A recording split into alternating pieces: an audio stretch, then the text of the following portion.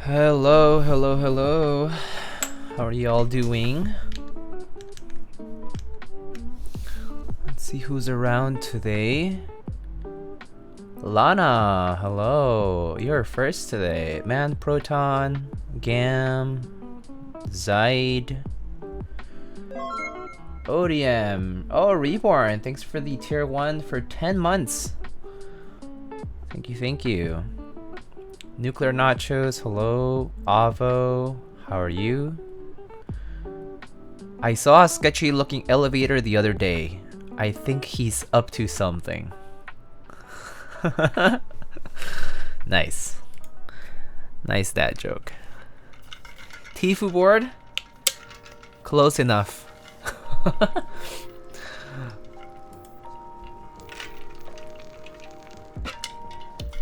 I just learned how to use chopsticks properly. Wait, you didn't know how to do it before?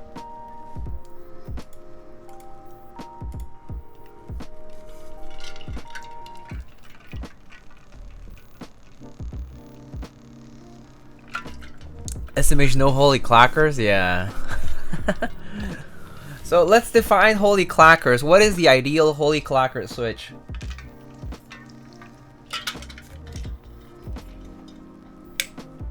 I always use the kit once. Oh, nice. I mean, still good that you're learning now, right? Better late than never. So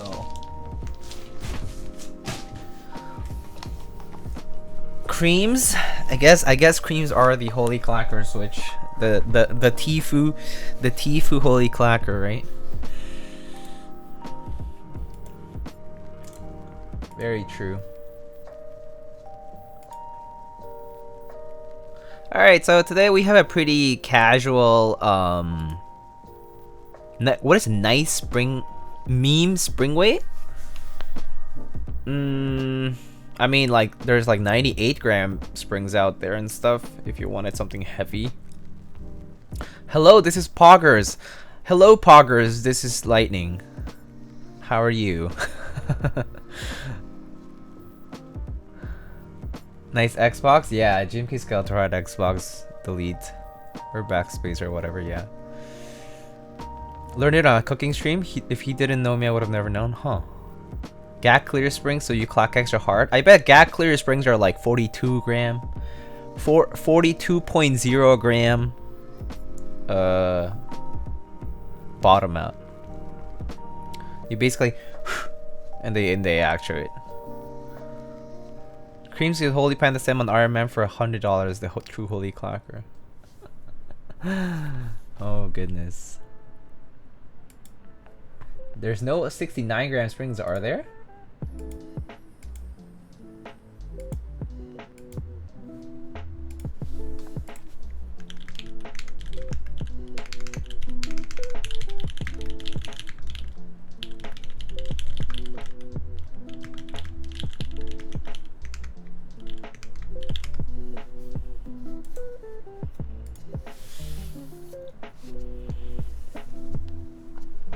Alright, let's get started.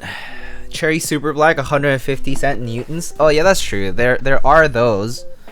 The Super Black switches. Yeah, those are pretty heavy. Or do you know that technically you can take off, like, you know those big pens, like the typical big ball pens? I think those springs actually fit in switches. You can put that's like 300 grams or something like that. I don't even know. It's pretty heavy though. They do fit, yeah. Oh, symmetric 69-gram strings. Nice.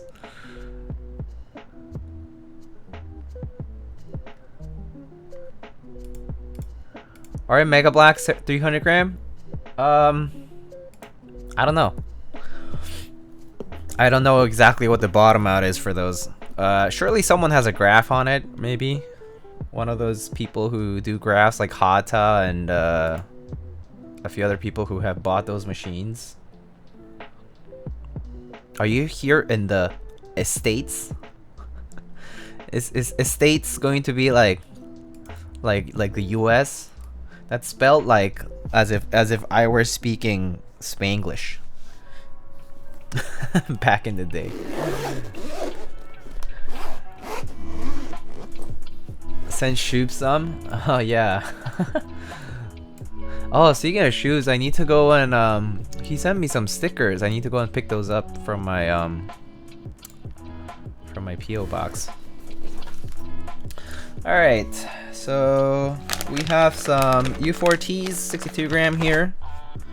Some GPL205 grade 0. It looks like today we have a green Rekt1800. Ooh. Okay, this is a nice green. Holy. This is a pretty nice green, I have to say.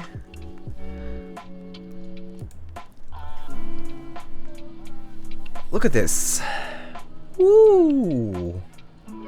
Whoa. Hold on a second. I kind of need this green. This is a nice green.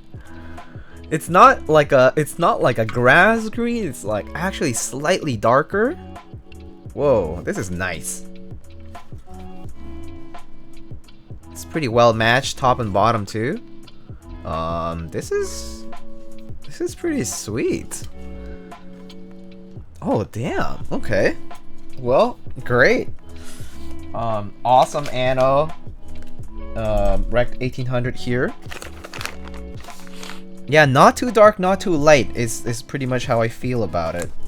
Which is awesome. Pine tree green. Oh yeah, that's a good one. Coniferous green. Ah, look at that. Look at that.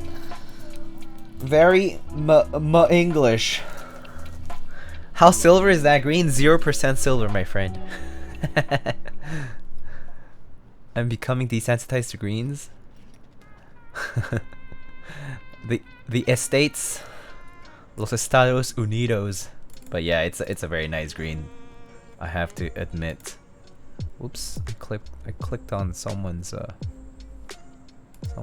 name, and now I can't refresh this thing.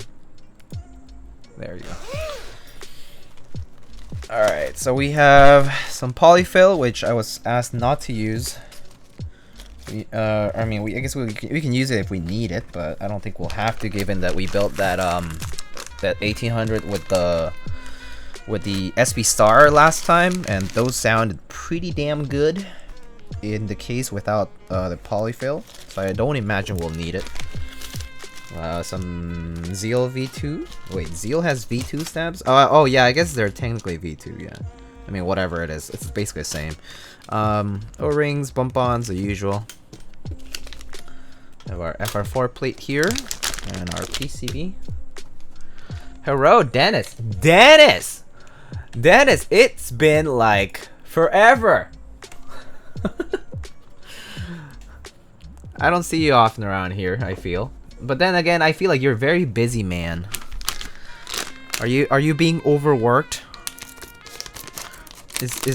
Are you being asked to make GMK DMG cables?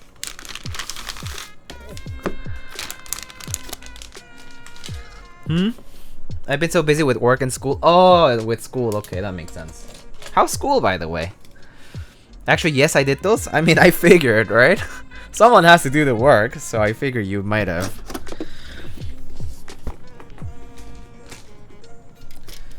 Alrighty, let's see. So we probably have to. Not sure if I have to flash this, but let's give it a check.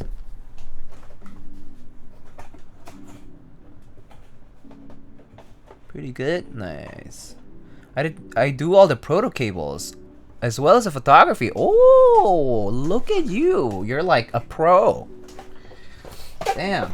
You're basically space cables. Why don't we call it Dennis cables now? Because that's basically what it seems to be.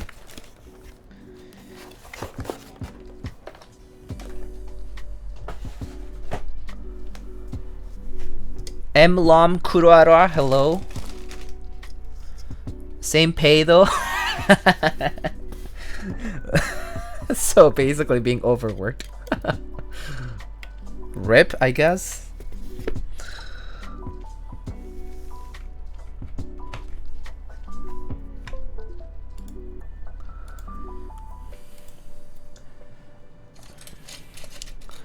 Well, good to know that school's good so far. Do we cancel Ragan now? I don't know.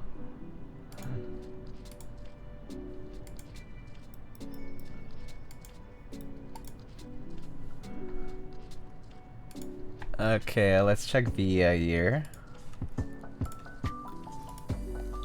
Okay, Rekt1800 pops up, but I was asked to check on something with the caps lock indicator, so let me try that.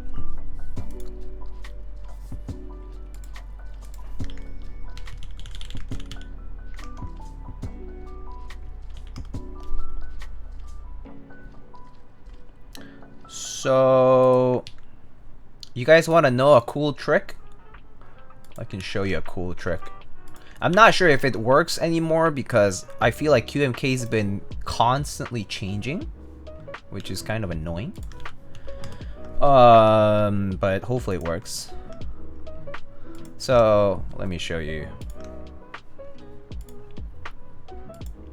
Okay, so one thing that one disadvantage of these brutal 60, Savage 75, I mean Obliterator 75, Savage 65, all those PCBs, right? One disadvantage they have right now is that they don't have LED support for indicators like caps lock, scroll lock, num lock, and so on, right? And I often get requests from clients who ask me to put caps lock indicators on. I personally don't use caps lock, so I can't relate to that. But I mean, so I basically get requested to do caps lock indicators, and this one doesn't support caps lock indicators, right? So a way to get around it is basically that you're installing one LED, or yeah, sure, one LED, right? Which is going to be a caps lock indicator. The idea is that you're going to try to make it a backlight caps lock indicator, so that basically it turns on all of the backlight on the PCB whenever caps lock is on. So there is actually a feature on QMK that does that, but you have to pretty much write like your own, like, you know, basically edit your QMK files and then compile a new hex file and then flash that hex file on. So basically the way it works is you go to, like, here on this backlight QMK document, right? I'm sorry about the light mode. I don't know why it's light mode on here, but basically if you scroll down, basically it tells you all about backlighting, you know, backlight config pins and whatever. So here on configuration, on your it says to configure the backlighting, hashtag define these in your config.h. So config.h files are in every QMK folder, right, for each keyboard. And then there is a define that's called backlight caps lock. So basically enables caps lock indicator for using for backlight when keyboards don't have a dedicated LED for indicators. So basically we're gonna put this into our config.h for the Rekt1800 and then go from there. Okay, so I open my QMK MSys here. I'm not sure if I can, let me see if I can do let's see, window capture.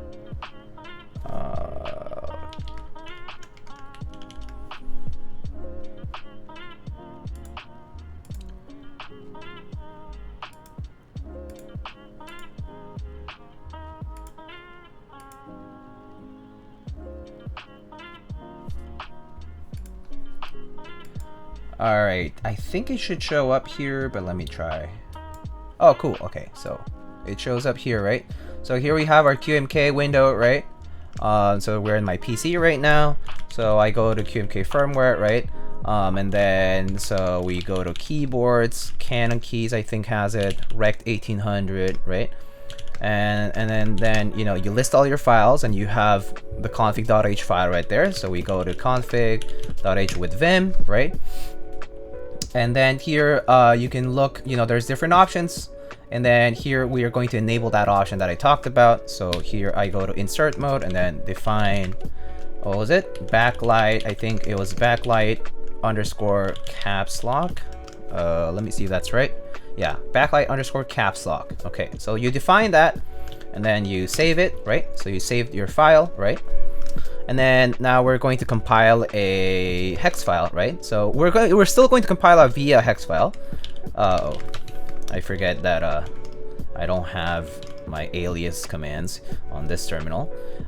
So basically we're going to compile a hex file. So let's say here we're going to compile, so it's qmk compile -kb CannonKeys /rekt1800 and then the key map -km is for key map and then the via. Okay, so we compile that.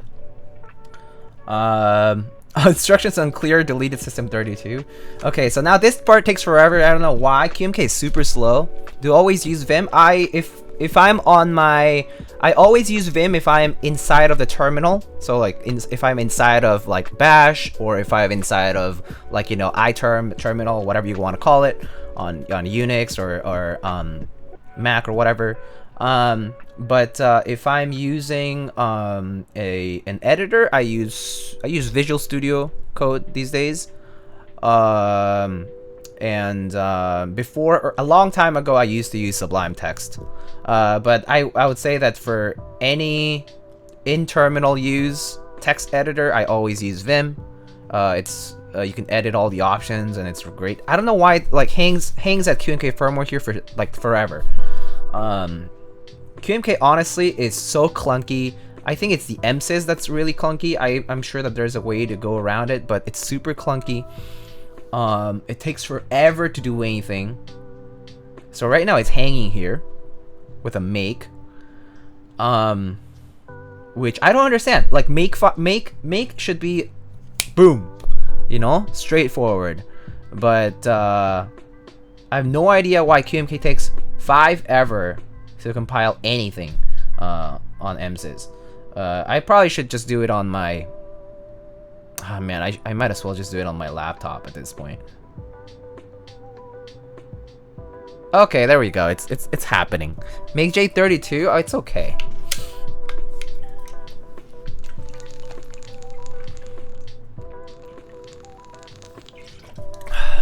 So there it goes.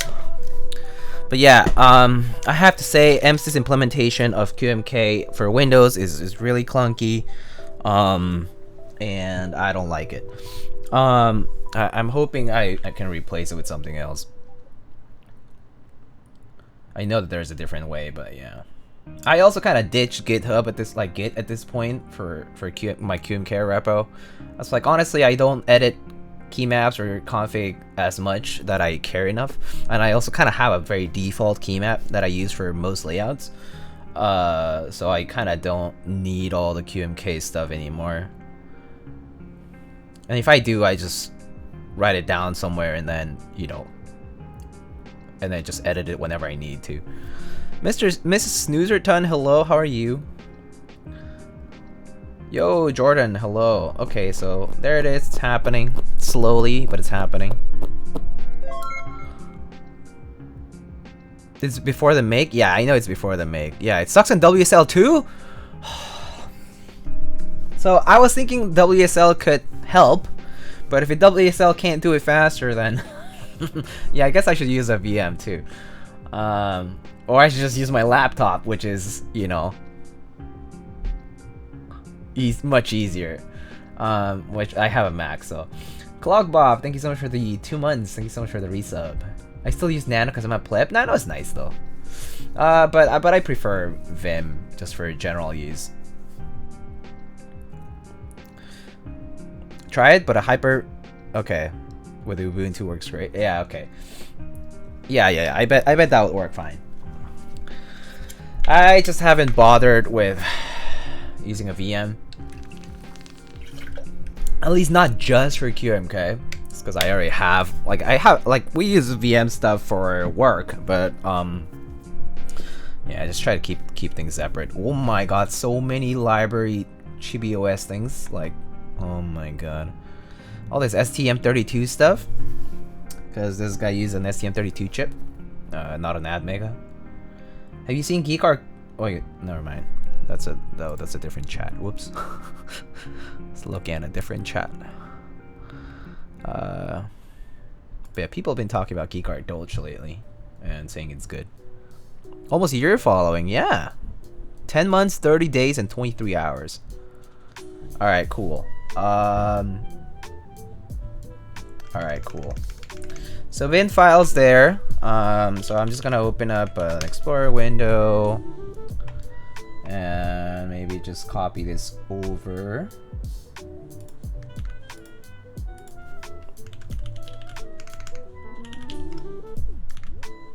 To my wherever I keep all my hex files. Okay, so I'm just gonna hide that for now. Open up QMK toolbox. Lana's been falling for 2 years, dang. Time flies, doesn't it? Time really does fly. Alright, so QMK toolbox should be open now. Alright, so to flash this, I'm pretty sure I just need to unplug. Turn the there's a little switch here. Plug it back in. And it should load into the bootloader. Here's my toolbox. There. Wait, oh, it's below.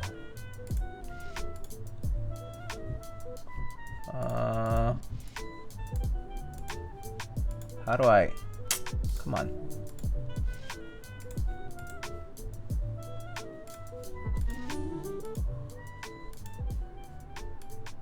Oops.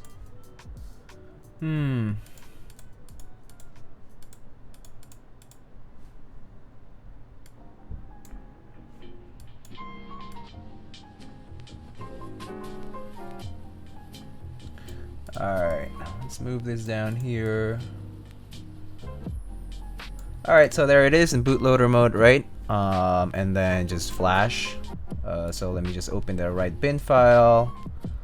Open the Rekt1800 bin file and then flash. The MCU is the STM. Yeah, it's a SO72 STM32. Yeah. Okay, cool. So that should work. And then just unplug, switch it back, plug it back in, and then it'll pop back up on VIA here, right? So it pops back up on VIA. Alright, and here's VIA again. And alright, so I have a few LEDs here, and I'm just gonna test it out, right?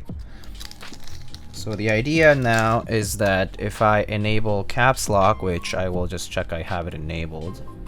Actually, I think I should be able to enable it from here.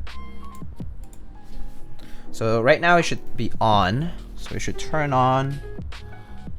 I'm not sure which orientation it is. Okay, so it's on right there, right? So I have caps lock here mapped on my unicorn. So if I turn off caps lock, it should turn off, turn on, turn off, turn on. Okay, perfect. It works as intended. Why is the enter split? Oh, that's because on a lot of the CannonKeys PCBs, the way Upaz wrote the JSON file for VIA, he wrote them so that all of the layouts are there, so there's no layouts menu here. I don't know why he did that, but that's the way he ported them over to VIA, or he wrote the JSON files for VIA. But I mean, it's just a style thing. I think it's more so a matter of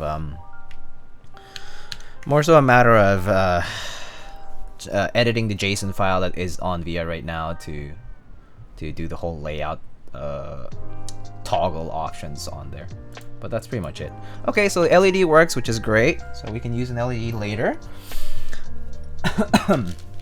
I know the PCB should work, but you know, just double check a few spots. I'm pretty sure it works. but just double check a few. Alright, so it looks like it's fine.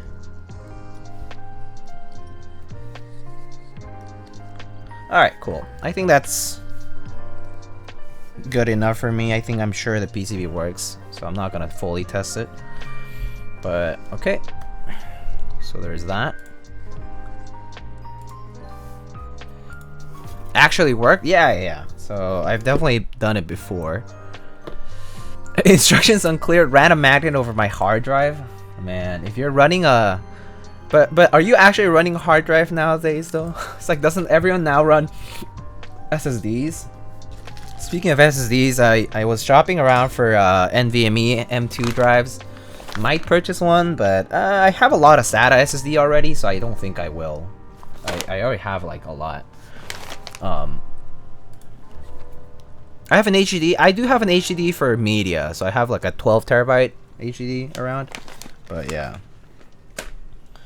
Alright, so let's do some stabs now. Alright, so stabs will be 625U. And we'll do, let's see, 2U. Should have enough, but we'll see. So enter, backspace, and then it's gonna be plus, and the enter. Okay, so we have the wires for those. And then just take all of our little thingies here, so just count 2, 4, 6, 8, 10, 12. Okay, perfect. 2, 4, 6, 8, 10, 12. Alright, and then looks like we should have enough for everything. I haven't upgraded my computer since like 2013, so whenever the GTX 670 came out. Oh, I see. Yeah, this current computer, I built it in 2017, like mid 2017, so yeah. But the parts are like mostly 2016 or 2015 parts. And storage back then was pretty expensive. Storage nowadays, it's like you can get a terabyte of SSD, like, yeah, of solid state for like about $100, I think. Is about the price of drives nowadays. It's pretty crazy. Still run my old setup of HDD for storage and SSD for OS. Do all the new kits run full SSDs now? No, I run the same. I do HDD, I do hard drive for storage and, like, you know, backups and whatnot, and then SSD for OS and maybe like games if relevant. So yeah. Lucky I got a 1080 Ti when it was still a decent price. I haven't upgraded shit since. I mean, I guess you don't have to, right? 1 terabyte NVMe, 10 terabyte HD, nice. Yeah, I think that's plenty enough. I recently bought the 12 terabyte hard drive, and like I was like, man, it's crazy how cheap it is nowadays. It's just crazy how storage has like really gotten so cheap. Like, I feel like my 500 gig SSD when I bought it is like, you could probably get like you probably get like 2 terabytes now for the same price I paid back then. I don't even remember how much I paid back then, actually. Back then I paid, oh no, okay, you could get about double the space, so you could get 1 terabyte instead of 480 or 500, which is still a big difference anyway. Should probably upgrade my 10-year-old mech drives. Oh, I mean, if you're using hard drives and they're past like their, you know, actual like estimated lifespan, you should definitely consider replacing and backing up before you actually end up with a clicking drive, right? Happens. You never know when it's gonna happen, but it just happens. Just a bunch of movies and shows. I guess if it's like that kind of media, I personally don't miss having as much media like that, like movies, shows, like big downloads like that. I mostly just keep, like, nowadays it's like VODs for like my streams. Some media that I keep, like maybe some movies that are like my favorite or whatever, occasionally. Maybe like travel photos, things like that, back when I was taking a lot of photography. I mean, I actually lost a lot of that in a hard drive, in one of those hard drive deaths. Yeah, and then the rest of the data, I think mostly nowadays I use it for work. So I take up most of the space with work related files like data and whatnot, and so it's, yeah. That's pretty much it now.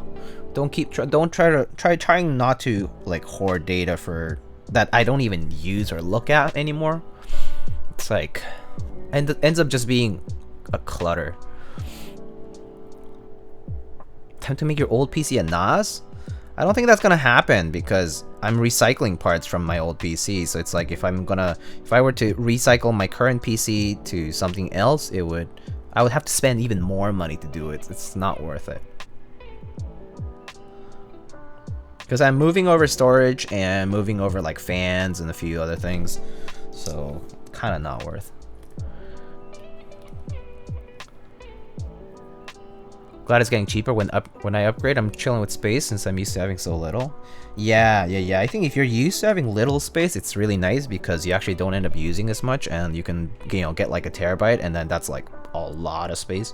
Of course, I feel like the main reason you could get more is like for games and stuff, because games are pretty space heavy these days because storage is cheap after all. So games can be huge, right? Huge downloads. And obviously, like, just have the extra buffer for stuff that you're doing on your computer, whether it's like maybe if you're doing videos or something else, it's not a bad idea to have the extra buffer, especially since solid state really dies down on performance when you fill it up. So you definitely don't want to fill those up all the way. I mean, happens with hard drives too, but a lot of solid state does that too. Forget which FPS. I think COD is Omega Bigs. Yeah, Call of Duty is pretty big. I remember. I actually had to uninstall Call of Duty because I was like, I'm not playing this enough, and it's taking up so much space. Even if I had I have like a terabyte like drive for games and stuff, I was like, man, no, this is like too much space. I need the space for my 4K 60 FPS anime videos.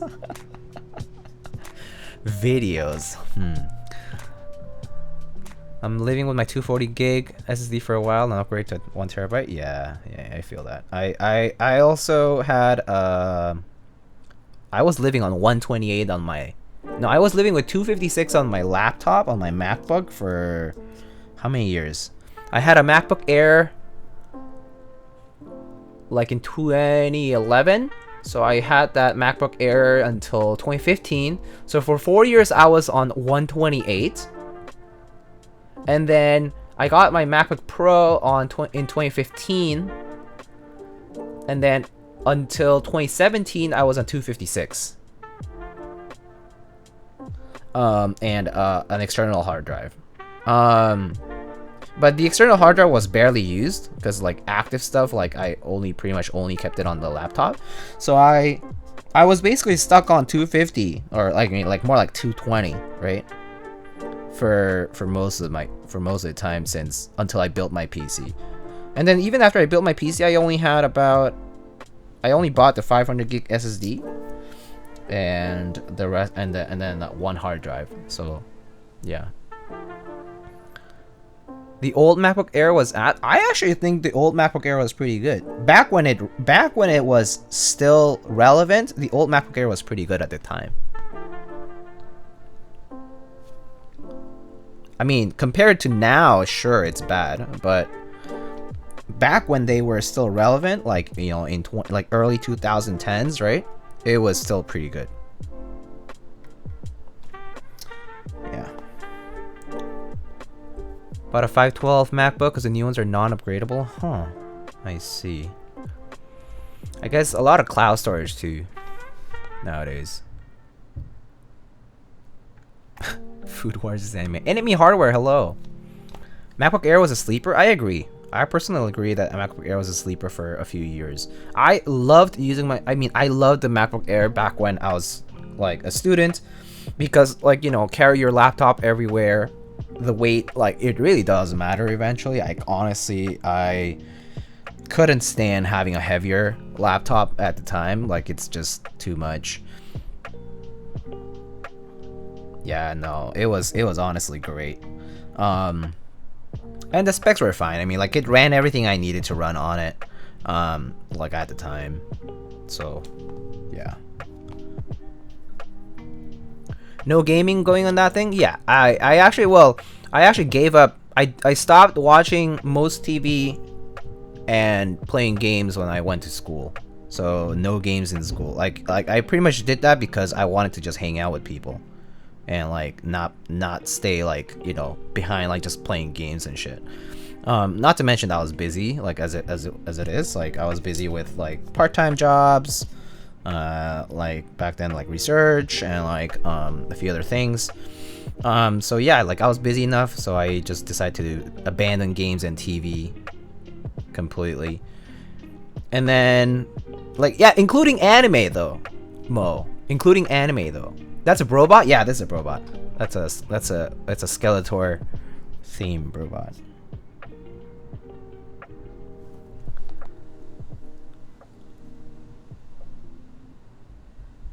Do you think JD gets a little lonely back there all along with nobody talking to him? No. JD gets love and care. There's no way he's lonely. Ron's right there. Above, right here. Right, wait, I can't. Wait. Right there. That's Ron.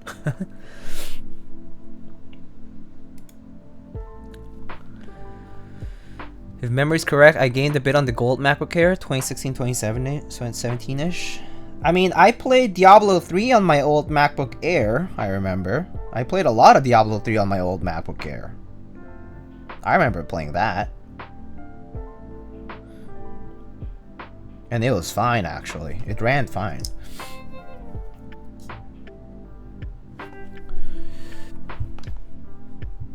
Oh, and Minecraft. Yes, I played Minecraft too. Sigma cats enjoy solitude. Is JD a Sigma male? Anyway, 2 cores were rough. True. Yeah, it was 2 cores back then. That's right.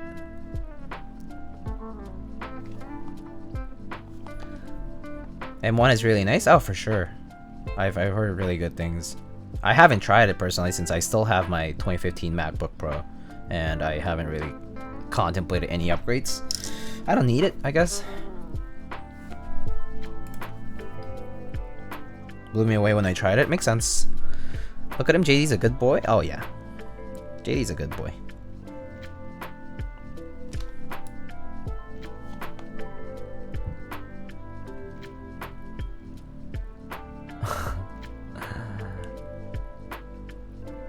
This is what I when I upgrade from my 2015 was worth, I think. I like having the fingerprint sensor to log in. I personally don't care about the fingerprint sensor since I just use passwords, but that said, biometric login is pretty cool for sure. I love it on my phone, so I'm sure that I would get used to that on a laptop. Give that boy a hug. Okay. Alright. JD, come over here.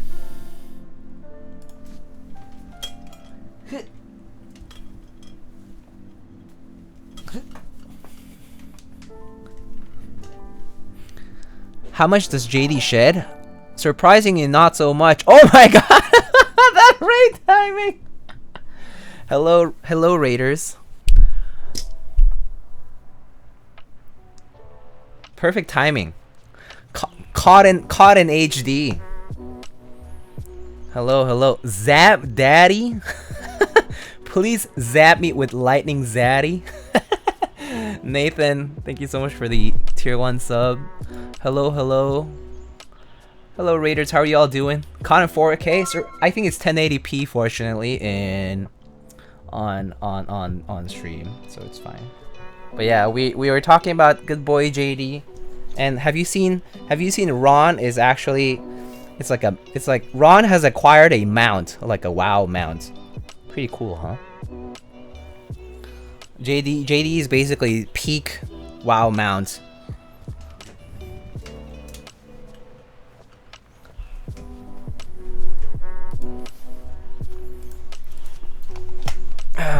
Vamos! Hello, GZ. Thanks for the 9 months, my friend. Also, you got a new little badge. Ron got a saddle. Nice gaff poster. It's actually like it's kind of interesting. I wish I could show photos of it up close, but basically it's like a 3D cardboard sort of. It's like a sort of like a print in 3D, so it has like layers of cardboard on top of each other. And it actually has like 3-dimensionality to it, which is pretty cool. Yeah. Hey, Bub XYC, hello. You hella cute today. Kane, is it Kane-kun? See, well, I don't know how to pronounce your username, but thank you so much for the tier 1. So today we're just building a Rekt1800 for those who came from Mr. Nathan's stream. I hope you guys had a good time checking out the Victus board. How was it actually? If y'all still here. You guys like it? I've never seen one of the Victus boards. So those are the ones by I think those are the ones by Blind Assassin, I think, right? Blind Assassin makes those. More like Kane-kunchi. Okay. Thank you. Come on, Dave, get JD more company with JD's cousin the Gatoron that's made out of vinyl. I could, but I feel like I'm gonna break that sooner, or it's just gonna accumulate dust in my room. Considering that whatever I do have, like I have a few toys. Like I have a Cos figure over here. They're kind of dusty. I have another Cos over there. I have a little stormtrooper guy over here.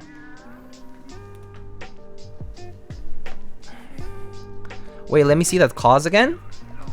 Oh, sure. See, look, I have a few Cos. So I have this guy. I have this guy. And I have this guy. What a hype beast! Yeah, I got these for retail though when they restocked on Cause 1. Yeah, these are pretty cool. I've had these for a while now. I think I've had these for like anywhere between 2 and 4 years. Yeah. These are not like the super limited ones. What did Elmo smoke? A very nice joint, probably. Really, full of tar.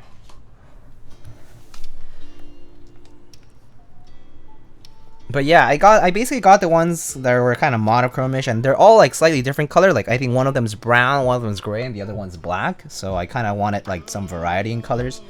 So I basically just went for those.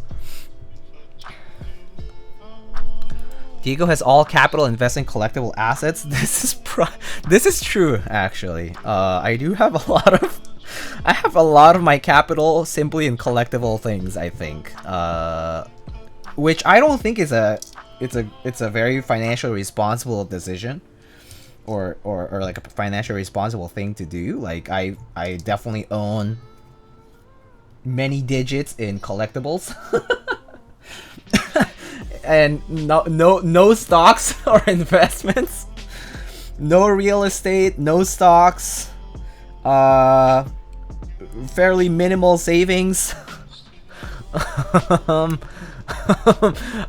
My savings cover just enough for whenever if I suddenly become if I'm suddenly evicted, like I can cover some time, you know, off.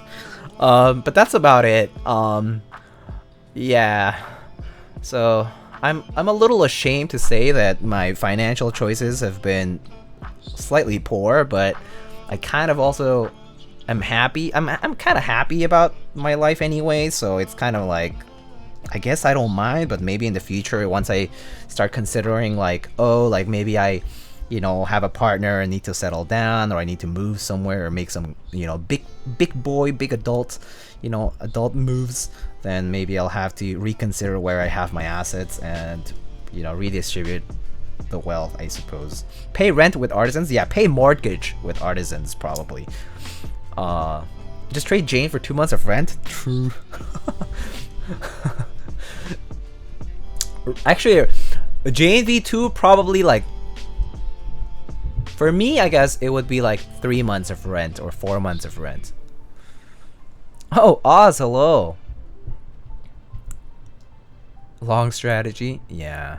If you sold your artisans, you could live in a penthouse the rest of your life. Renting, maybe. Renting. I could live there for a while, but I wouldn't say rest of my life though. Got the art, got the sports car, the motors. Yeah, so no sports cars for me. No cars for me either. I don't have a car since I moved to New York City. So no car. Once you graduate and make an actual salary, you'll be fine. Yeah, that's exactly how I feel. So personally, like, the reason I do have it in collectible things is because it doesn't affect my life, as far as my quality of life is the same. Because first of all, I'm a fairly frugal person. I don't like overspend on like I don't spend too much on outside of just like this hobby, and maybe like sometimes eating out and sometimes traveling when it's possible, but that's about it. And even when I travel, it's like 1 or 2 destinations a year, plus seeing family once a year is probably all I travel for the most part.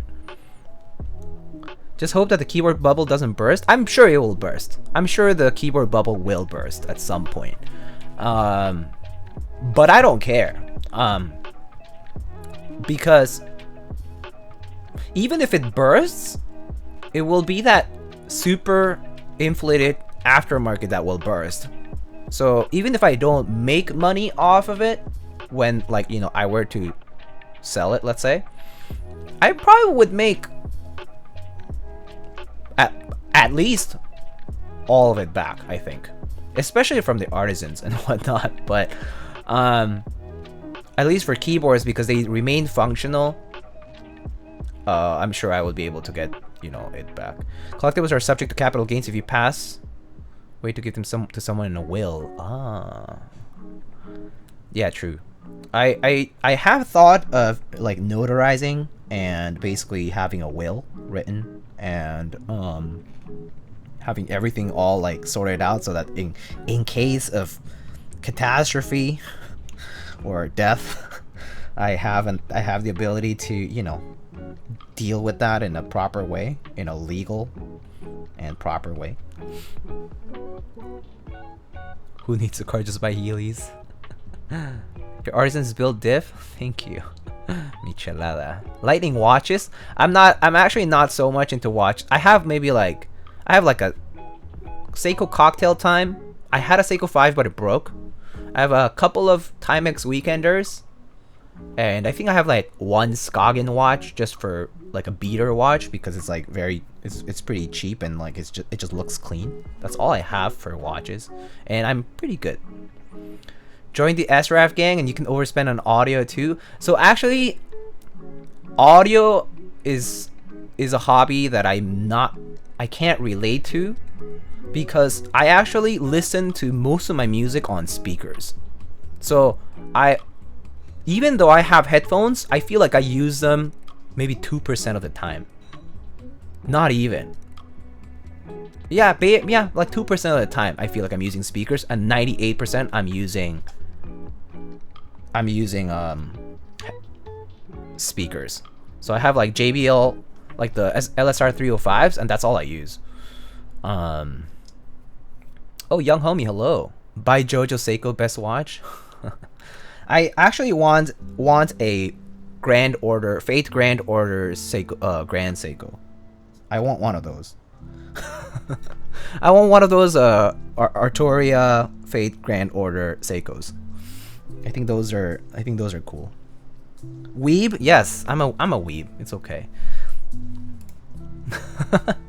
Have you been playing Diablo? I have not been playing Diablo because I know that I would unfortunately get sucked right into it. I've spent thousands of hours in Diablo 2 before, and I know that once I start Diablo 2, I will 100% get sucked into it. So I haven't started, just because I have a busy month ahead, and if I start, like, that's it, game over. Also, michelada, I mean, I say your name right because I know what a michelada is, right? It's like, I mean, I grew up in Mexico, so I'm pretty familiar with what micheladas are. Good old clamato, and beer, and lime, and add some spice in there. We deep into speaker world too. So you're saying you need expensive speaker recommendations? I'm fine with the ones I have. Alright, let me go back. Let's see. Machamatsu, have you seen the Archie luxury video Seikos for Losers? Pretty hilarious. I haven't. Sucked into Diablo, just embrace it. Oh my god. Nah, like once I start though, I know it's GG. Diablo 2 is definitely a weakness for me.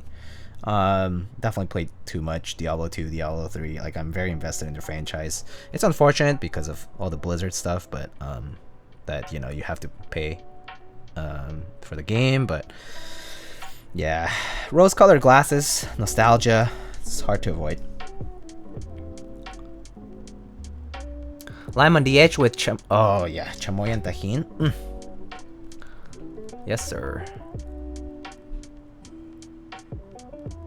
I've been looking at a Seiko for years, but it's like 2K. Oh, I have another watch I want. Roxo, hola, how are you? ¿Cómo estás?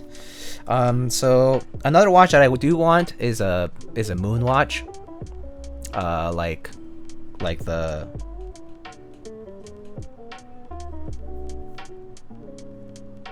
the man on the moon watch. Even though it's not. Yeah, Speedmaster. Speedies are nice, yeah. It's just a classic. And that's probably one watch I would have and keep. So yeah, there's not. Yeah, Speedies are good. Lightning watches is coming if you want a moon watch. Oh, I mean, I think once I do have a proper job and a salary, and I can afford things without, you know, sacrificing anything else in my life, I'm definitely gonna get a couple of nice watches and call it a day. I'm definitely a little practical with regards to accessories like that, because I just don't see myself using more than a couple. I also don't kind of have as many reasons to be wearing a nice watch. Like I'm the kind of person who wears, like, you know, like sweatpants to lab and sweatpants everywhere if I'm not gonna have to interact with people. If I don't have to interact with people, I look like a bum and go like a bum to work, and, you know, spend the day, come back looking the same. Because why bother? Invest in comfort. Don't invest in fashion when you don't have to be fashionable. You know what I mean? I'm that kind of person, personally. Like, I am a bum when I can afford to be. And then, you know, I was talking to a few friends, or actually the way I kind of talk to a few friends of mine is that I have a few friends who kind of tell me about the effort level relating to a social event or some event that you have to go to, right? Like, let's say you got an invitation to a housewarming party, or maybe you got an invitation to some outing. Maybe you're going bar hopping, maybe you're just having a social event somewhere with work colleagues or whatever, right? And then I have a few friends who kind of talk about these social events in levels of effort. So low effort is like you can go and, you know, look normal and like, you know, like wear whatever, like, you know, smart casual or casual, right? And then you can just hang around, not like just not have to worry about interacting with people. That's low effort. It's like you can chill out, you can talk to your friends or whatever, right? But you don't have to like go out and introduce yourself to people and, you know, do the whole like, oh, small talk, weather's great, how are you doing? Oh yeah, 2020 sucked. Pandemic, you know, none of that, right? That's low effort. It's great, feels good. Mid effort is like when you have to like do all the, you know, some of the small talk, and then like high effort is like when you actually have to like be presentable, always be like on, you know, kind of like on your feet, just in case like on, like there's people judging you, maybe it's like an interview or maybe it's like some sort of big important social event. But personally, I'm always low or mid. Try to keep it at low as much as possible because socializing for me is fun to a certain extent. I definitely have like a thing that I call like social quota for myself, and once I hit that, it's like I cap out and I'm just like, I'm not in the mood to talk, you know, like I just excuse myself normally. I just say like, oh, like I'm feeling kind of tired, gonna go home early or whatever. And so you're an introvert? Yeah, I mean, slightly. Not as a, I'm not like heavily introverted, but I definitely have my side of that. I definitely hit that cap at some point. I'm pretty good at pretending I'm an extroverted person though. I can be like silly, I can feel very comfortable, I'm like an open book. I kind of just talk, and I'm good at filling the space, like filling the gap. Like if like there's no conversation, I'm good at being like kind of like just saying something and like kind of carrying a little bit of the conversation there, but not for too long. I feel like I will do it out of a need, but I won't do it out of wanting to do it. Yeah. If I can't wear sweats around you, we're not really friends. Good thing we're friends then. Weekly goal, reach out to 1 people. That's not bad. 1 new person or 1 person any like in your life. We're V2 on a chain. Or Jane V2 on a chain. I was pretty introverted until I met my fiance. I'm sure I will be much more out there and with reason to be out there when I have to meet people that I, you know, like if I do have a partner and I have to meet people that, you know, they're close with or that they hang out with because maybe they are more of that kind of person, then sure, I will 100% dedicate my time and effort towards that. I think that's okay with me. Because at least that at that point, right, you're doing it for somebody, right? Like you're doing it for your partner, you're doing it for yourself. You kind of want to get to know what these people that are close to your partner are like, right? And I think that has its merit. So I personally feel okay about shedding like the introverted side of myself to kind of, you know, to be out there and just, you know, getting to know somebody because they're also important to like your partner, right? So I think that's important that you care as well. It's like I'm sure that if your partner accepts your hobbies, you can at least, at minimum, be social enough to you know, get to know your partner's friends and whatnot, right? Introvert and extrovert should be like a spectrum. I mean, it is kind of a spectrum. Also, Peaches, thanks for 16 months. Good day to you. Wow. Since COVID started, my sweatpants collection has quadrupled. Enemy hardware. Contribution for the watch fund on us. Thank you so much for the $9 tip. Also, thank you so much for the GIF. Oh, that was a good one. Thank you so much. I really appreciate it. I will most definitely keep a tab on it, and if the watch fund grows large enough, I'll most definitely get a watch, and maybe I'll just ask someone to engrave maybe like some inside part with the Lightning Keyboards logo or something, and say like this was funded by my, you know, viewers. It'll be the Lightning Keyboards watch. My fiance is 100% an extrovert and really adds value to my life. Oh yeah, so I personally do think that meeting opposite people of you is very, very valuable because it challenges you to be able to you know, be with them.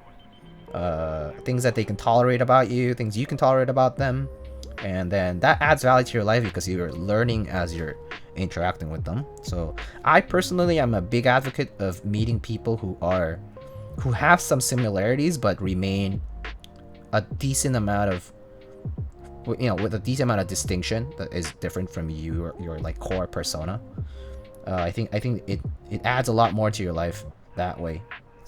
But then again, everyone has different personalities, so it's kind of hard to, you know, you could ask for that, but it's very hard to sort of find the right person for you, right? I'm the extrovert and my wife's the introvert. Yeah, it's just the way it goes, right? Anyway, Peaches says, well, I'm really sociable, but I think I'm an introvert because socializing drains my energy. Socializing feeds energy to extroverts? Yeah. I mean, it's definitely a bit of a... There's a dynamic there for sure. In blue-gray? That would be a... I would love it watching blue-gray. Or in some sort of like... Any kind of bluish gray. Like a cool gray, maybe. George Daniels literally wrote the book on how to build a watch. You would maybe enjoy it as a builder. I actually have kind of watched some videos or like documentaries on like watchmaking. Very cool stuff. I know a friend who I know a few friends who visited like Nomos, right? Nomos does like really nice watches, right? And they were like showing me photos and kind of telling me a lot about that stuff. I thought it was fascinating. I find mechanisms fascinating. So watchmaking is definitely something that I would be like enthralled by, because yeah, I definitely do think it's very, very cool. Like movements and little parts, all that stuff is right up my alley.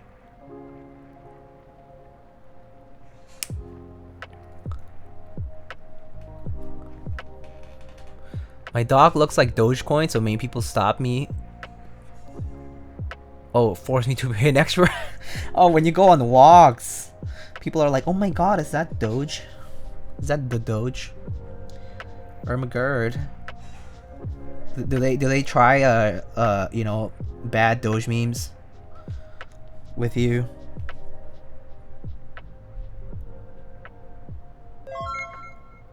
Much Doge, very walk. Wow. What are the switches? We are currently using, or we're about to use Boba U4Ts over here.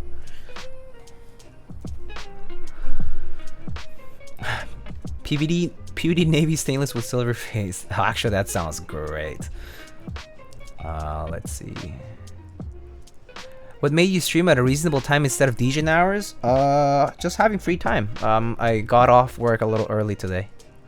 Anyway, Visionaire says, my guilty pleasure is that I actually like wearing a mask in the store, especially with hat and earbuds. I actually do like wearing the mask as well. You just need finger gloves for your keyboarding? I'm good. I actually don't like the feeling of wearing gloves.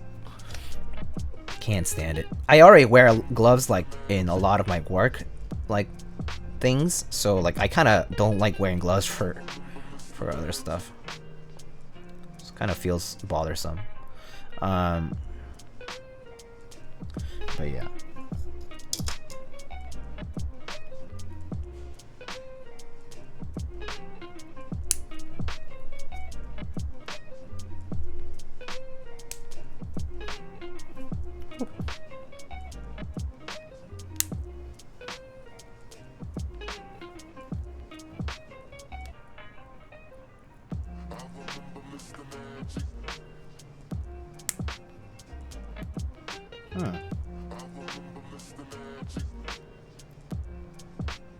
Why is this wire kind of tight on this housing?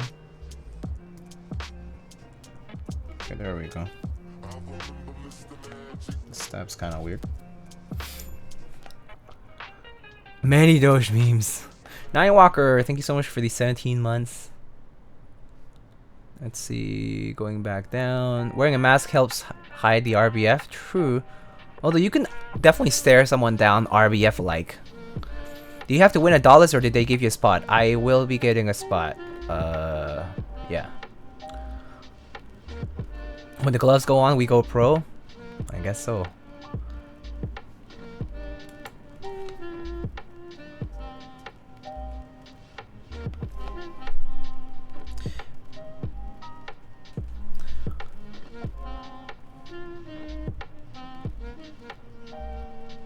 I do think that if I had to choose between an Akita and a Shibe, I would definitely choose an Akita. Yeah. Nalio, thank you so much for the 2 months. Hello, how are you? How's my day? My day's been okay. I actually had a, well, I had some stuff to do in the morning, and then I had some... I had a stats quiz today, and it basically required you to do calculations with like one of those like 4-function calculators, right? Like they're like no scientific, I mean, they're like no graphing calculators or anything fancy that can like, you know, do the stats for you, like, you know, calculating like standard deviations or like, you know, doing like t-tests or whatever, right? And there were like, you know, multiple choice questions and written questions and whatever, right? Man, those written questions took forever, and so I actually totally missed, as in like I ran out of time, and so yeah, but it doesn't matter, because in grad school the good thing is you don't care about the grades. In grad school it's all about passing and doing well on your research, so it doesn't matter. But I was like, man, like seriously, this exam is not realistic as far as like timing is concerned. I was like, I'm pretty sure I was crunching the numbers quickly, but you also had to write down all your work, and I was like, man, I feel like there's no way you can, well, I'm sure you could finish this on time, but I was like, if I think less, maybe I'll finish on time, but it's just a lot of busy work, and I was like, meh. But yeah, totally skipped one of the 2 written questions because I ran out of time. That was okay. Surprise test? No, it was not a surprise test. I knew exactly what it was going to be on, like what was going to be on it, but the problem was that the numbers, like the calculations that we had to do, were just so contrived that it just took forever to do. So that was kind of annoying. What's the main annoyance? Are you trying to go into industry or academia postgrad? Probably industry.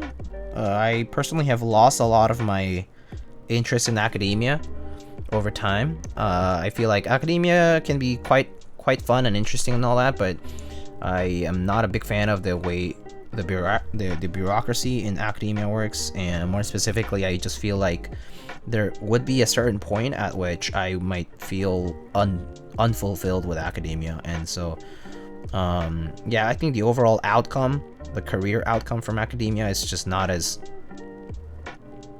promising for me at the moment. Not as fulfilling, and so even though there are aspects about academia that I do cherish and I do enjoy a lot, or do see like a lot of merit for, I have lost a lot of interest in it as far as a long-term career is concerned. Yeah. How do you like doing research? I like doing research. I don't mind doing research. I don't mind working in a lab. I think working in a lab and doing research is totally fine with me. I like answering questions. I like looking into questions that have not been answered, all that kind of stuff. Pros for PhD don't really grade hard.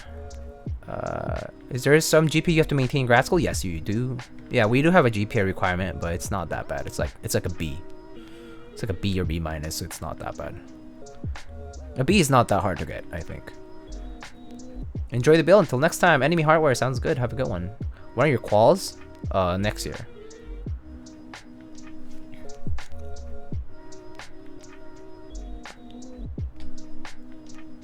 I actually took the quals last year, but a lot of things happened, and I was a little bit unprepared for it. So I'm just gonna I'm retaking my quals. But that was also, the committee actually knew that it was kind of rushed. But yeah, we tried. But yeah, I'm taking my quals next year again. Which is mostly it's like a journal club sort of thing. So they kind of badger you with questions and you're supposed to answer them.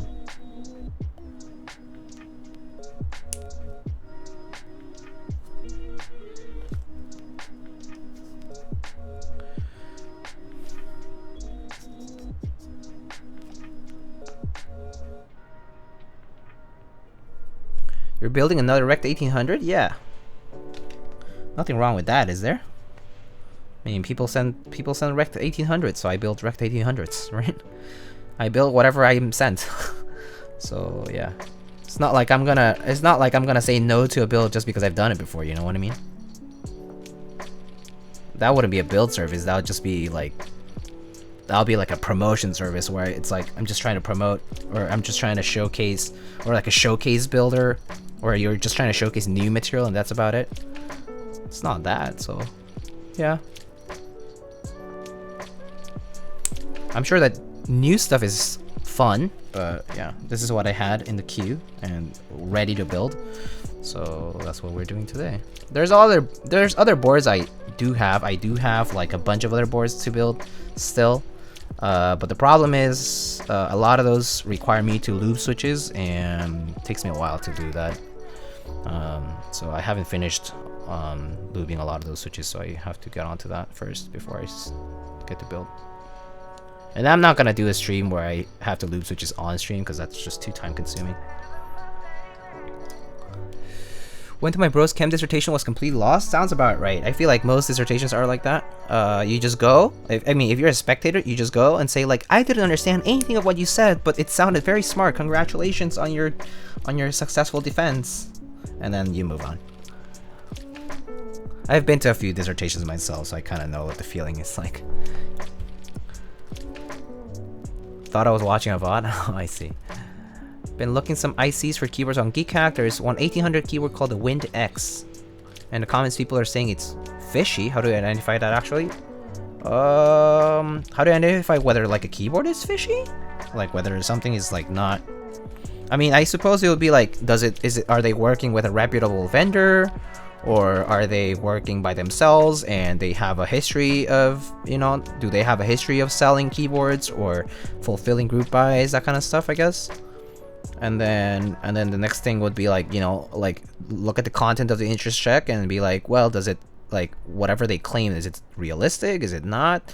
Does it seem like they're just trying to disguise themselves under marketing, you know, or like, are they just using buzzwords for no specific reason that's like not really applicable? Like, you know, you can use buzzwords all you want, but it has to be applicable, right? Like it has to be relevant to what you're doing. But if it's not, then that's a red flag, right?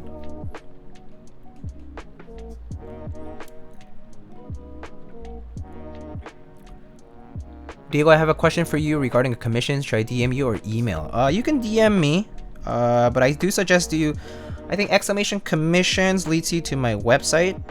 So lightningkeywords.com. You can feel free to check out the forum there, and a lot of the questions on the forum are pertain to, like, you know, like your layout, your preferred specs that you need to like you need me to do for the build and stuff. So maybe check it out, and if you have any questions, you can direct your specific questions to me over DM.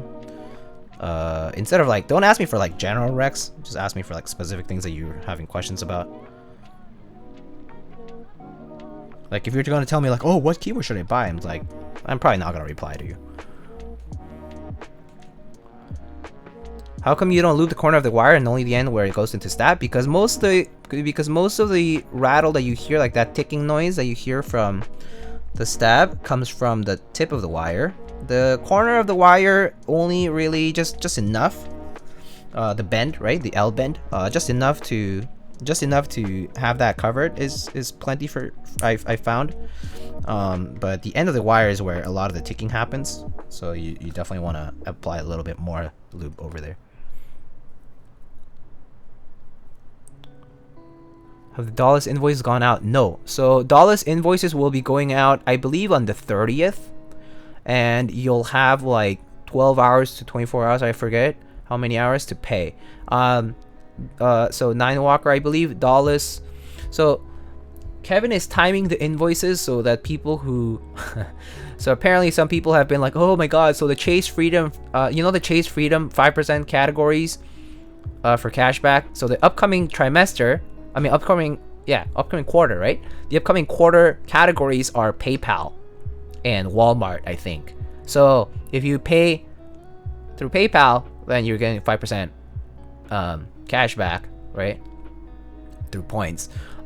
So people were like, oh yeah, so October 1st, right? So I think he's timing it so that you can get 5%. Discover's just ended. Yeah, so if you pay on the 30th with Discover, it's still, you would qualify for, you know, the Discover 5%, right? But yeah, I think that was the bottom line. Not to mention that Kevin has to send 500 plus invoices. So he was like, it's taking me time to sort all that out because he has to do it manually, I think. I mean, manually meaning like prepare a spreadsheet and then probably batch invoice. But yeah. How do I get the great Tfue keyboard? Become as great as Tfue himself. And then the holy clackers will come to you. What's up, boy? Thank you so much for the 2 months. Love the artisans on your board right now. Thank you. Thank you.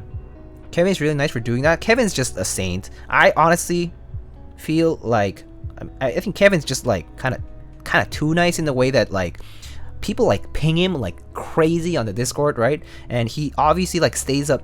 Like whenever you see him answering mid-afternoon local time, like here, like US time, that's like 3-4 a.m. for him. And he's answering questions. And I'm pretty sure that he has a family. So the guy's been staying up every day till 3-4 a.m. Like probably answering to DMs and replying to people's pings like at that time. Godforsaken time. But he's too nice. He's too nice to ignore it. So he just kind of does it. And I feel like at some point he'll run out of patience.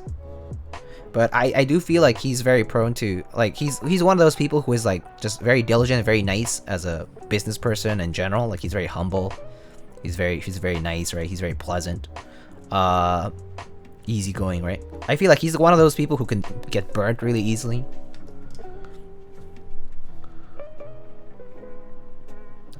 He's great, but I kind of feel like people are kind of abusing his kindness in a way.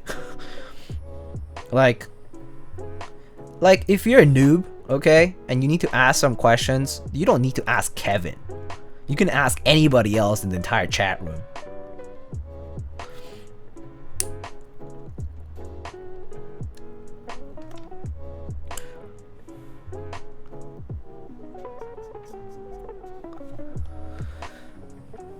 I can't tune stabs properly, so I love Holy Mod. What do you think of the Holy Mod? I personally find the Holy Mod to be a little iffy, personally. So the reason I don't like the Holy Mod is because it involves using a fabric band-aid, or even if it's a non-fabric band-aid. But the problem with the band-aid is that it's going to soak in some of that lube, and so it'll get kind of mushy over time. Like once it stays there for a bit, right, with the lube and all that, because you still have to lube the thing, right? Like you still have to lube your stabs and the wires and whatever, right? So I personally, not to mention that it's cumbersome to put like a piece of material, like flat material in there and like, you know, fold it over and all that. That's nice and all. You can do it with tweezers. With enough practice, it's very easy, I'm sure. But I think the idea of putting the band-aid is kind of you know, it's just one of those things that I feel like over time it might not be as good.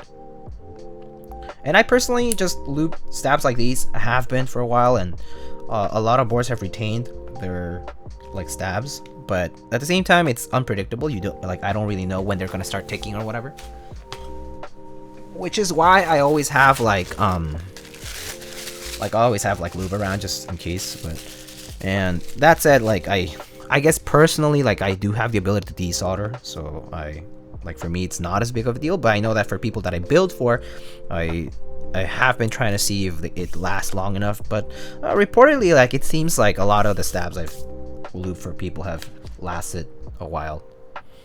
But it's definitely a mixed bag. And I feel like even if you did Holy Mod or FC Mod or whatever, the effect could be similar. I do think maybe FC Mod might be a little more effective because it's like a rubbery material, and you technically, I think you could maybe get away without doing any extra touch-ups, actually, because you're just adding material in there. I personally just find it cumbersome to do these mods. Like a lot of extra time with the return kind of being unsure, the ROI. So I personally have, you know, attempted but didn't feel like the return was something I wanted. So I kind of just stuck to the way I've been doing things. Should probably bring up the possibility of him disabling pings on the server. True. It's up to him though. That's not up to me. That's up to him. He'll figure it out. Diego, what do you think of my newly invented person mod? I added P phone to myself so everything sounds Stockerinos now. The PE Urson mod. That's very. I'm very happy for you that you sound like Thokerinos. I mean, that's quite the accomplishment, I think. Sounding like Thokerinos is totally a dream for a lot of people. I hope that everyone can achieve the holy Thokerinos. The state of holy Thokerinos is like the equivalent of Nirvana on a keyboard, or on yourself, I guess. So strive for Thokerinos.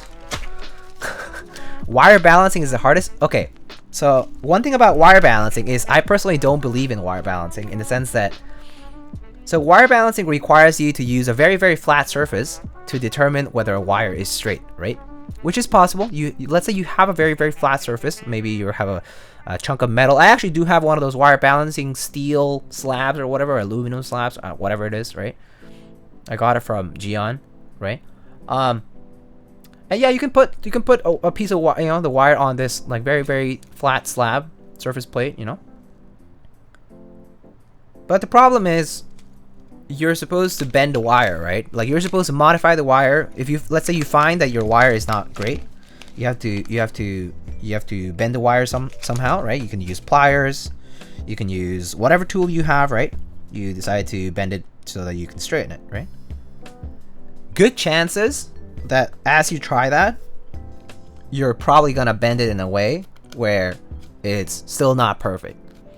And so I personally feel like, for all that time that you're spending doing that, I would rather pay the extra $3 for the extra stab and just replace the stab entirely. Just replace the wire. Like, why bother trying to balance a wire when you can just replace the wire entirely, you know? I personally can't bother with the idea of wire balancing. I think it's silly. I personally feel like it's very difficult to achieve. Yeah, every time I tried to balance a wire, I made it worse. Yeah, I feel like that's the case. Like, that's a reality. You can't, like, unless you have like some machine or rig to do it, right? Where you have complete precision over how much force you're applying and what direction in 3D space, you're not gonna get anywhere, I think. I personally just feel like it's a waste of time. So dudes at my gym who say they're straight far too often, perfect results every time.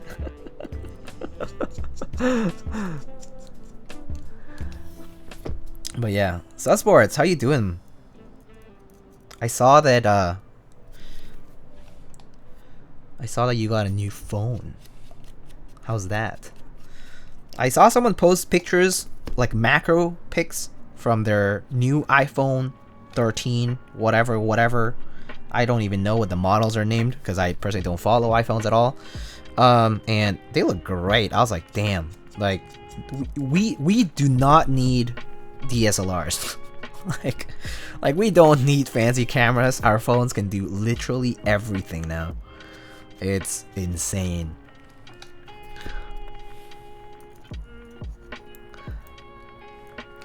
It's got to be an accurate bend otherwise. Yeah, I think it's pretty tough. Time to get liquid metal stabs from Owl Lab so you get sent only stems. So actually, I am kind of interested in those liquid metal whatever from Owl Lab. I think that whole idea behind the liquid metal stab wires is pretty interesting. I mean, I hope it works out for them and that it works out for people in general. Like, that it's like a, I guess, less flawed process, because I don't think it's gonna be flawless.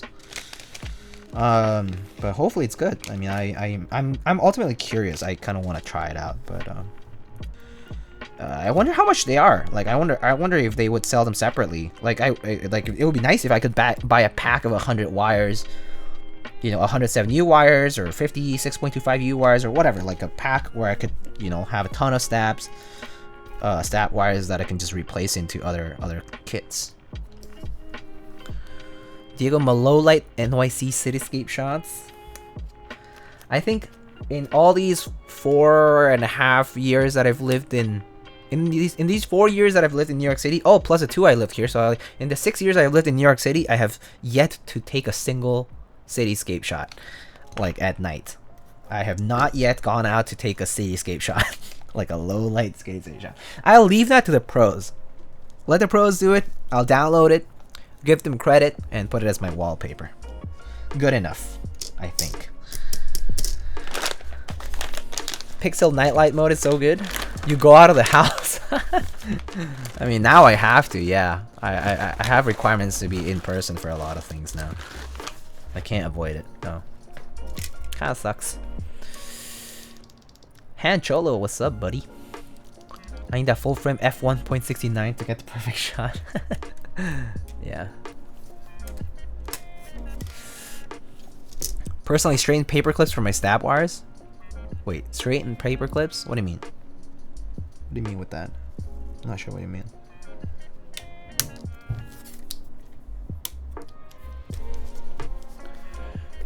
Do you know Chester's? Oh, wait, hold on a second. Hold on a second. I feel like I'm being baited, so I'm not gonna answer that. I'm not gonna read that out loud anymore. Feels like a bait, man.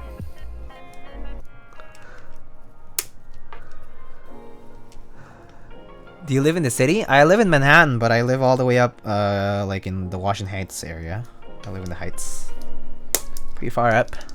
But not too bad, because there are express trains up here. So, yeah. It's still better, I feel like, than living in Brooklyn, personally, but that's just me.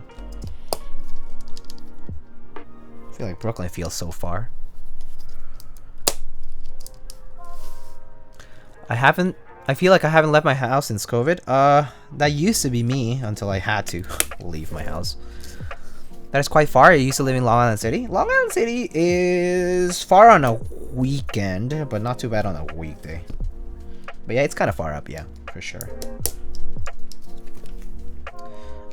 It's okay. I like it up here, though. I had to commute to NYU for school. Oh, I see. NYU. Well, NYU from Long Island City is not as bad, I would say. Oh yeah, let me see. Am I doing step caps lock today? I believe I am. Where's my spreadsheet? Let's see. Rekt1800, step caps lock, and see everything. Okay, cool.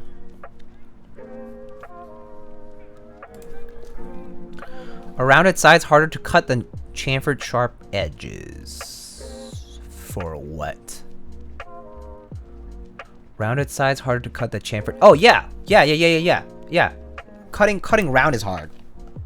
If you're talking about like machining, yeah, round is gonna be harder. Yeah.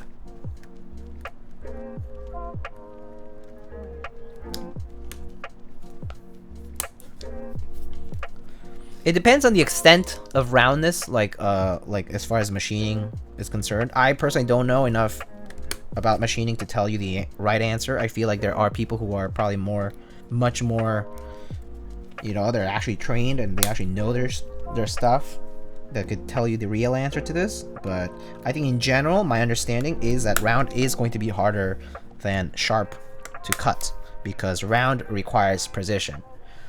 Yeah. Like, it requires precision to a point where, like, if you miss it on the first try, you have to keep shaving until you get the correct roundness, right? Like, if you're, let's say, going for a specific radius, right? Depends on how stringent that radius is relative to the tool size, I think.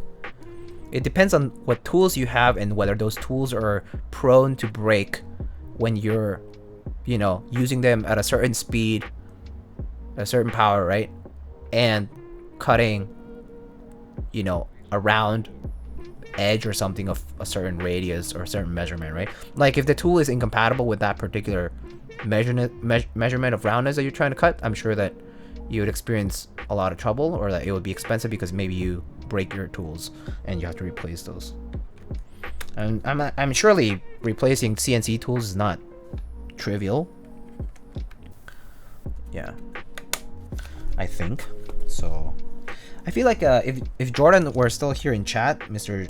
Jordan64 TV, he would probably know, or Salvin, or a lot of other people out there who do machining. Gian, Key Cult people also do know a lot about that stuff. So I'm sure they could probably answer you better about that.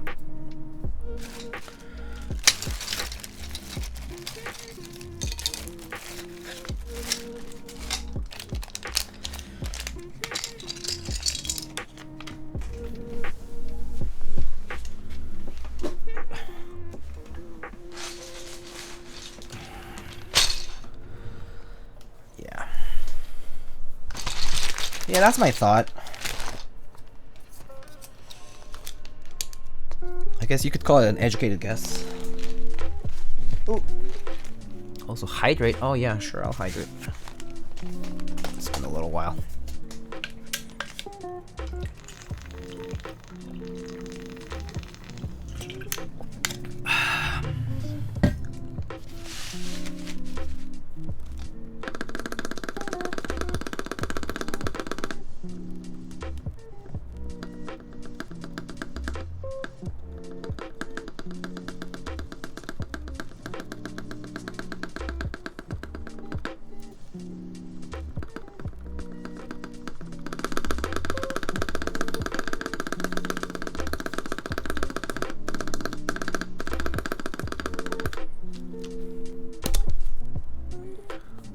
DN chamfer.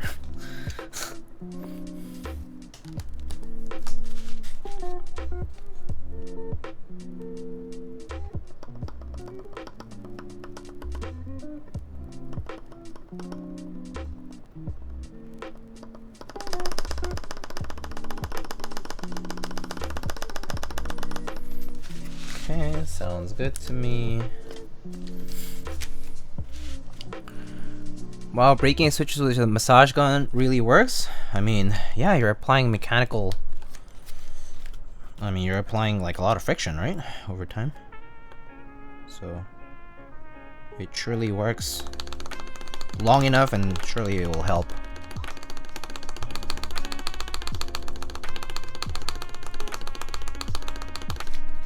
Okay. Heard it's bad for the stem though. I'm sure if it's very fast, it'll probably burn, right? Like it'll probably cause the stem to sort of melt, burn, or whatever, right? Like because of the friction. Oops. Like if it's very fast, which could cause some warping at the edges and stuff.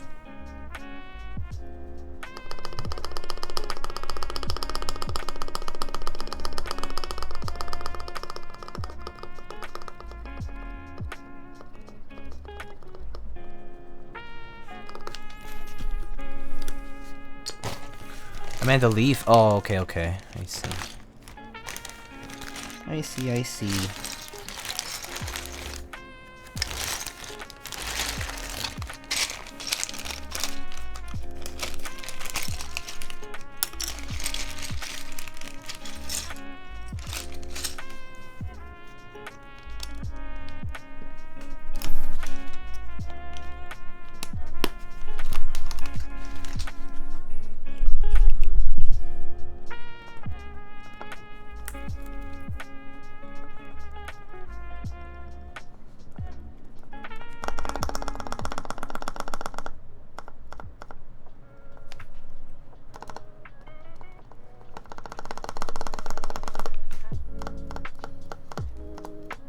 Okay.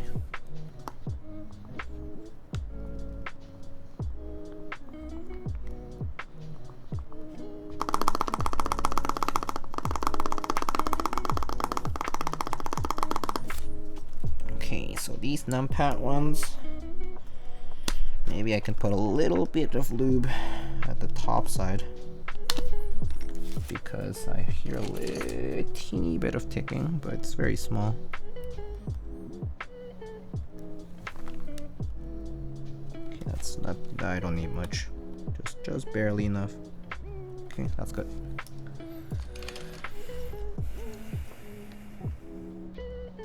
I've seen people literally melt their stems down because they did it for so long. Oh damn, that's crazy. That is actually pretty crazy.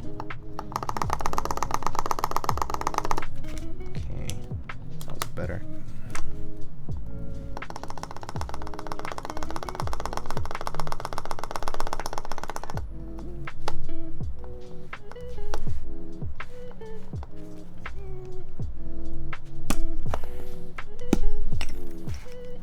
I hope these are fine. Okay, better be careful. Diego! Hola, how are you, Frank? Hello, how are you, my friend? How you doing today? How's your week been so far? Only 2 days into the week. Where you get those syringes? Oh yeah, exclamation gear over there. You'll find a lot of the gear that I use, including the syringes. You should be able to find the links in there. If you don't, you can let me know, but I'm pretty sure it's there because people have asked before.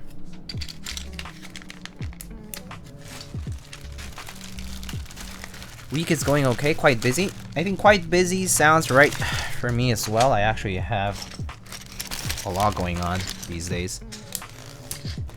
Can't find the syringes. What section would they be in? They should be in the build tools, like keyboard build tools or whatever. And make sure you, like when you open up the page, like scroll down or a little bit. It might not be the first few entries. Yeah.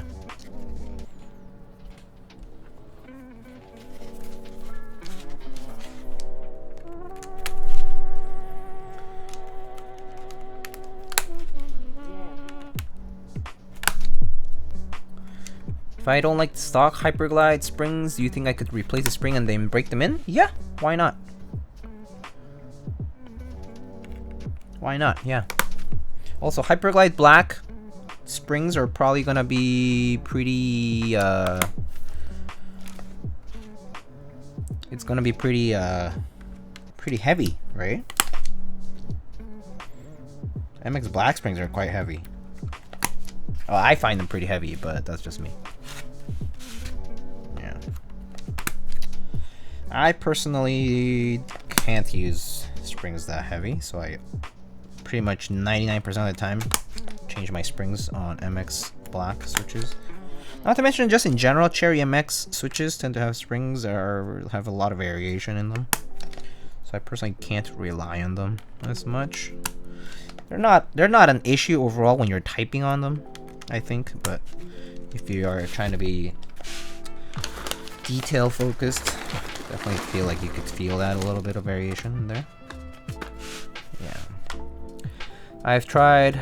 Do you do a Q1 build? You mean like a Keychron Q1? I have not. No one has sent me a Keychron Q1 for me to build, so I have not done a Q1. And I tried 62 gram, but they're too light. The perfect spring for me is spring weight for me is 67. Oh, cool. I personally love 62, but yeah, I can use anywhere from 60 to 67, I would say, or 68, just fine. I think 72 does tire me out after a while, so I have avoided those now. 55 is okay, but it is on the lighter side, so I also don't use them as much. I still do use them, but definitely not nearly as much as anything between 60 and 65-ish. Yeah, so I would say like 55 is my lowest range, and then 68 is probably my high range for where I would use a keyboard with, you know, a certain spring weight.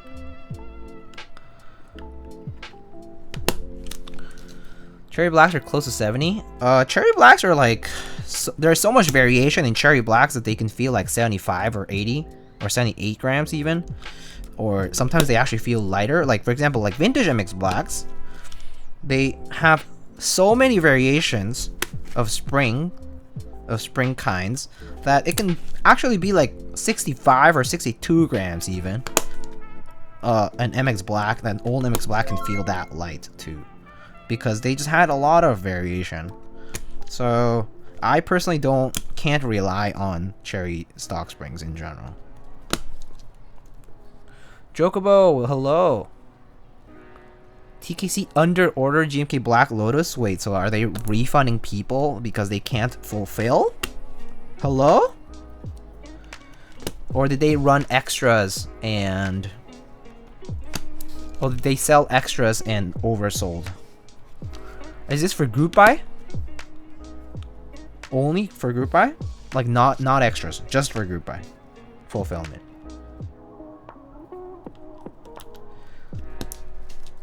Dude. How do you get your numbers wrong? How do you actually get your numbers wrong? I don't get it. How do you under order? Like, did a vendor not report? Like let's say TKC is the lead vendor and there's proxies who have to report, you know, their share, right? Like how much they sold, right? So that the lead vendor, in this case TKC, can place a single order with GMK that's, you know, the right number, right? But how do you not know how to count? Like, aren't each of your orders numbered? Like, can't you apply a filter on Shopify that says GMK Black Lotus, and every order that has GMK Black Lotus on it, you count it, and then you add a few hundred kits, so that just in case you missed it by a few hundred sets, okay? Just in case you missed it by a few hundred sets, you actually have some extras to sell. I don't understand it. I don't understand it. Even if you missed a proxy, let's say you missed daily clack or whatever, how can you miss the number? Like, the number is here. If you order extras, you go all the way here. How do you under order? Like, even if you miss a proxy, it takes you maybe back here. Astounding, truly. I do not understand it. It's very clear that vendors do order extras to cover for, well, accidents, shipping problems, replacements, you know, all kinds of issues, as well as extras just for sale on retail price, right? Like the retail price is gonna be the post group buy price, like $180 or whatever it is for base kit, right? That's your retail price, right? And you're gonna sell some units for that. But even if you have that, don't you order like maybe 50 at the scale of a group buy? I don't know. Bizarre to me. I mean, they're refunding the people who order through their store, so that's even more impressive because it's not like a proxy's getting screwed over, it's themselves. I still don't get it. How is that possible? I'm actually livid. Do you get into Black Lotus, Mo? Most group buys they're selling for way over expect MOQ tiers to cover extras and have profits. I know. Like, okay, look at GMK. I mean, the most popular ones, right? Like GMK Modern Doge or something. They had twice the number of ordered units allotted to extras. So if you ordered 3,000 units through the group buy participants, they ordered 6,000. No way you can miss that, right? But let's say you have a small scale group buy and you barely made MOQ at 250, 500, whatever the number is. You still add like 20% of that quantity just in case shit happens, right? Like, this is not even the extras to make profits. Just in case shit happens, you should be adding a certain number of them, right? Because you know you're gonna have to replace these.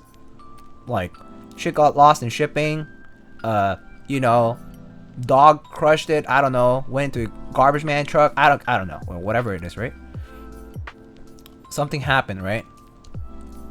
Plane exploded, okay, I don't know. But how? I don't get it. Bizarre. Absolutely bizarre to me. It's almost like business is too hard. I'm sure even an individual will get this right. Goodness. Cannot ship, it's raining in Germany. I don't know. Joey Black was like last May. How are they a vendor if they're this incompetent? Yeah, truly. I mean, it's alarming how bad. Like, it's alarming that we pretty much have to joke about it as if it's, I mean, because at this point it's a meme, right? Like, let's be honest. At this point, like, a lot of the incompetency, aside from some of it being actually outrageous, like, actually some of it is outrageous, like the whole, like, issues with female designers, issues with desk mats or whatever, issues with keycap color matching, infinity key, blah blah blah blah blah blah blah blah blah blah blah, right? Underpaying designers, all that stuff, right? Aside from those issues, we have to joke about them in such a way that's ridiculous. Like, they are the ridicule among vendors in the keyboard community. Why should that? How do you get there? How is it? How do you actually get there to that position? It's not their first group buy. They've run a lot of group buys, okay? They ran GMK Terminal Round 1 flawlessly, okay? GMK Terminal Round 1, when they run it, I loved TKC. I'm telling you, I loved the key company. They fulfilled so quickly. It was their first group buy. It was perfect. It was awesome. The experience was great. They had great packaging, stickers, you know, they had mouse mats and whatever, like mouse pads and all that kind of cool stuff. Packing was quick. It was small scale. They did a few like those TKC 1800 group buys or whatever. Those were like pretty good too.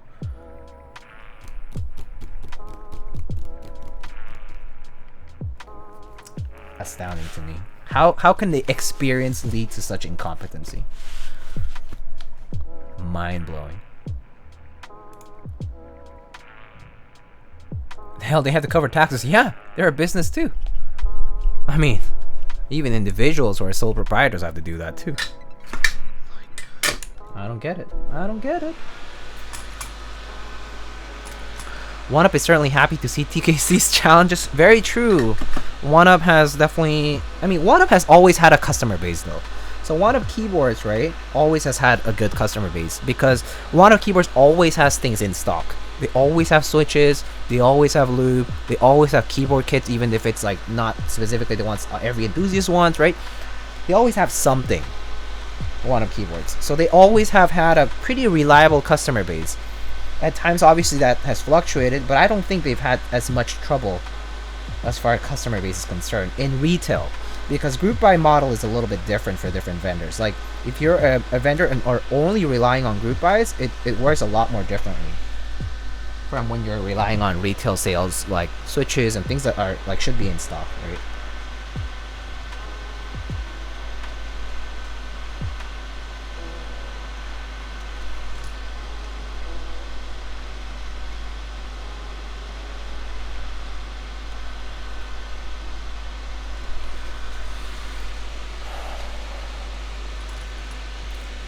Do you say issues with female designers? Yeah.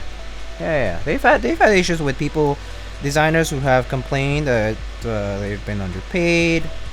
They have had issues with people who have not gotten samples for their personal, like for their, they have not gotten samples with like the stuff that they're running, like their own design. Like, it's a mess. It's a mess. Like, TKC has a slew of issues, and they've supposedly reworked their team, you know, customer service and whatever, and it should be better PR wise and all that.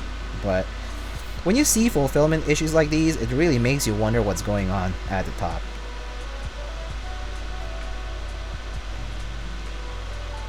That's not a fulfillment error from like new people making mistakes, over shipping things, or like, you know, sending them to wrong addresses. That's not even what's happening here. We're talking about executive decisions here that are going wrong. Basic management.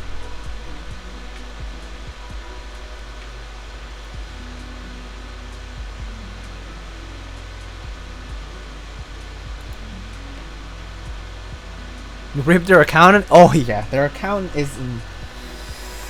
Yeah, rip their accountant for sure.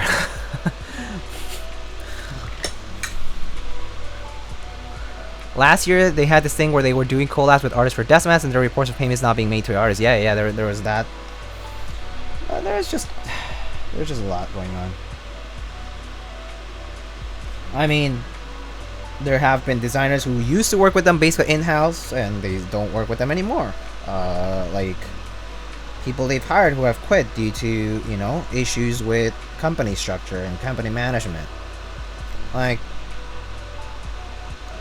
as much as I wanted, like, I really honestly wanted them to succeed in many ways, because I do think that they did take the wheel on a lot of good things, right? Like, they took the wheel on, like, handling some of the Lube related stuff, Pride Talks and Chemours and all that yada yada stuff, right? They also have handled, like, you know, bringing some new vendors like EPPT ABS and Infinity, and they did, like, you know, they have done, like, a few things out there that are kind of, like, unique, right? But, like, yeah, sure, like some of the switch lines or whatever, like, kind of a little newer, you know, like more visible effort to, like, bring new products, right? Like, there's merits to it, and I kind of have, you know, inside I've been like, oh yeah, like, I wish they would succeed because they're, you know, they hopefully can bring something good to community. But seeing fuck ups like these, like, makes you want to joke about them just as much as we can joke about Drop, right? But the funnier part is that they're not even as big as Drop, right? So Drop is stable, like, they're doing fine because, well, they're big enough, right? They have a massive audience, massive reach, right? They have been around for a long time too, right?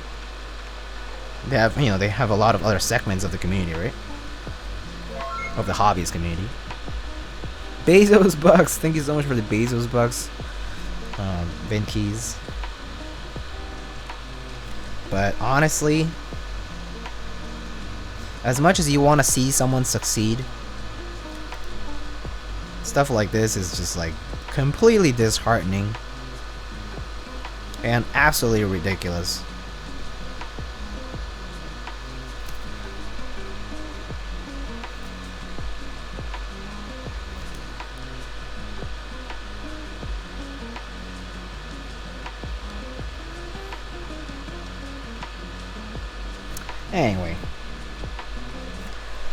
Anyway, guys, I haven't done a sponsor segment, but just go ahead and check out the different links for sponsors. I'm not going to talk about all the group buys that are currently happening, but I believe there's a few that are ending soon.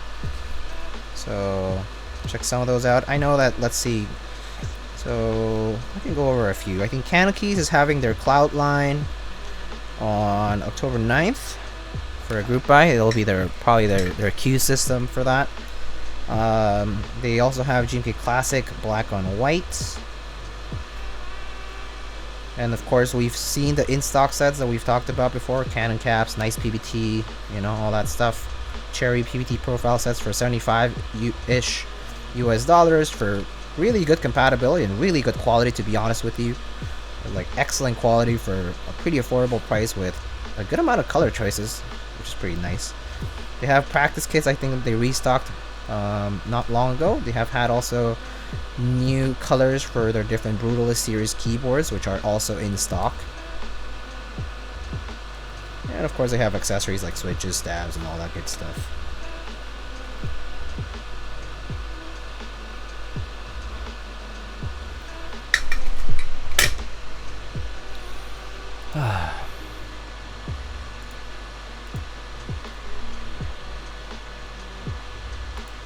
Yeah.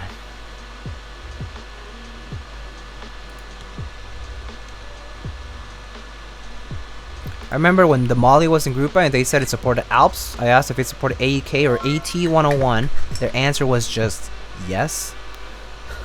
So, as in, like, they couldn't elaborate on whether it did or not. Like, it's very strange. But, like, aren't designers involved in like these products? It's so strange. Like, don't they actually know what they're doing? Supposedly, because, like, TKC is a vendor, let's say, but don't they have designers who are actually working on behind the scenes who, like, know their shit about keyboards? Supposedly. Corrector support had no idea, and there was zero info on what caps to support. So, basically generic CSR, like customer service reps, who only know how to say like, oh, how can I help you today? And obviously, maybe they don't even know how to look at their own product listings. Who knows? Because I feel like a lot of answers you can also find on product listings, right? And like, that's a lot of customer service actually. It's like the information's there, people just don't read it. Right? But let's say it was not there, they would at least elevate the process so that you could ask the question, answer the question, right, in due time. Oh, also on CannonKeys right now we have DCS 9009 and the Ginkgo 65, a pretty affordable kit for $250 US. It's a 65%. I've heard good things from different community members and content creators who have reviewed this. Do check those out. All right. Next up we have. Whoa. But seriously. Also, Nuka-B, thank you so much for the 3 months. I like you. I like you too. Thank you, thank you. Anyway, check out kineticlabs.store. They recently released their corn PBT caps. Pretty cool stuff. They've been releasing a lot of different key sets lately, and I know that they're planning on some collabs with other people out there, content creators and otherwise, so just keep an eye on their newsletter for more. And of course, they have a wide variety of switches, dust mats, lube, and other things, other accessories for your keyboard modding purposes. But yeah, Kinetic Labs, good stuff. They also are good fulfillment and all that. Speaking of which. But yeah, personally highly recommend their products. Very good quality.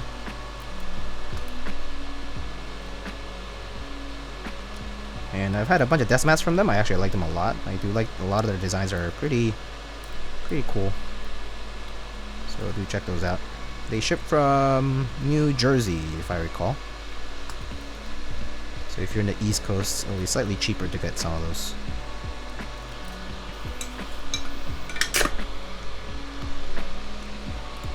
Ginkgo has some good reviews, yeah. Let's see. When I got the Magical set as a gift for somebody else, it came with a warp spacebar. I had to email and wait almost 2 months to get a replacement. Since they first sent me a replacement stab as a fix for the warpage, the replacement spacebar still had some warp. Wait. A replacement stab? A stabilizer instead of the spacebar? So, any reading avail? Can't blame it on your customers that they can't read a product listing or some term on your disclosures, your disclaimers, if you as the customer service representative can't do it yourself. Unfortunate. Unfortunate.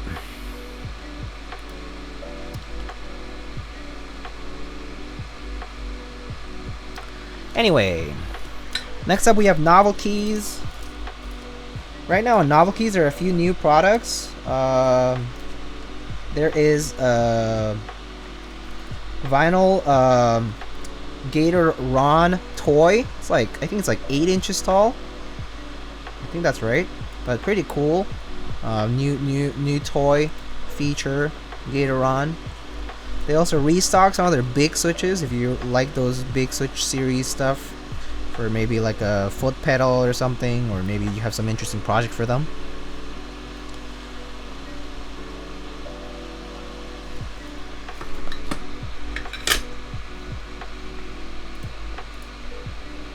Vinyl on its Pog. Yeah.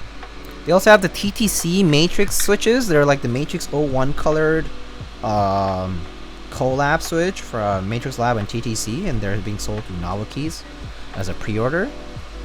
They also, of course, have a bunch of desk pads. They have the Mandalorian set from GMK as a pre-order.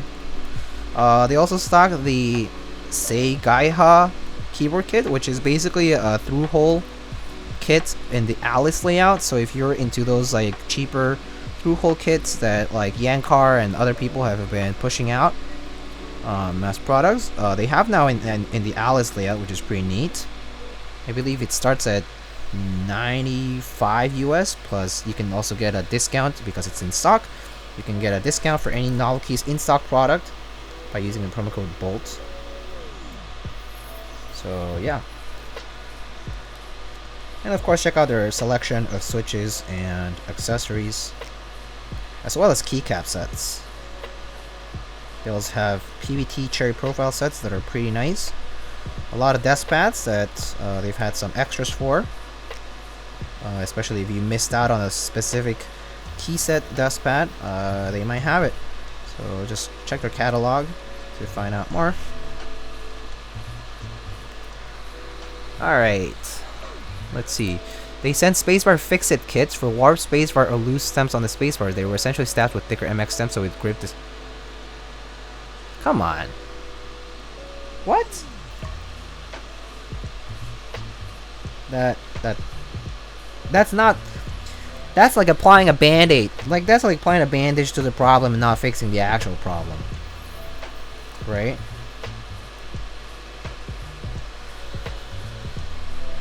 That's one way to fix it. Yeah. Also, hi. Yeah, hello. How are you, my friend? How you doing?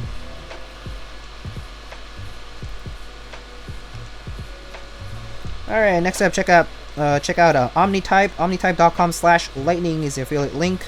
Right now, GMK DMG round 3. Speaking of the key company, now the DMG set has moved on from the key company, and as far as like round 1 and round 2 were run through the key company, but now it's being run through Omnitype. Also, DMG has a very cool new collab with Higgy. Higgy caps. They're aluminum keycaps with enamel infill. They are the new vendor led by a designer in the community who you may or may not know. But pretty cool collab. The DMG caps actually look great. I really like the speaker, like sculpted one. But they also have the enamel filled ones that look pretty nice. But yeah, check out DMG round 3 on Omnitype. I'm kind of torn about that set because I don't really like text only modifiers. But I did skip round 1 and round 2, and I love the colors. I've seen a lot of pictures of the set. It looks phenomenal. But I've always been torn on whether it's a set I would need or like want to get for my own. So kind of torn on that, but DMG, fantastic set. I mean, it's running 3 times for a good reason. So if you missed out on previous rounds, do check it out on Omnitype now.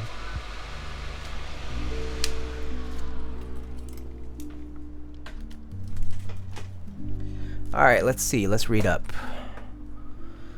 Good. Heard stream was fun yesterday. Wait, stream? Yesterday?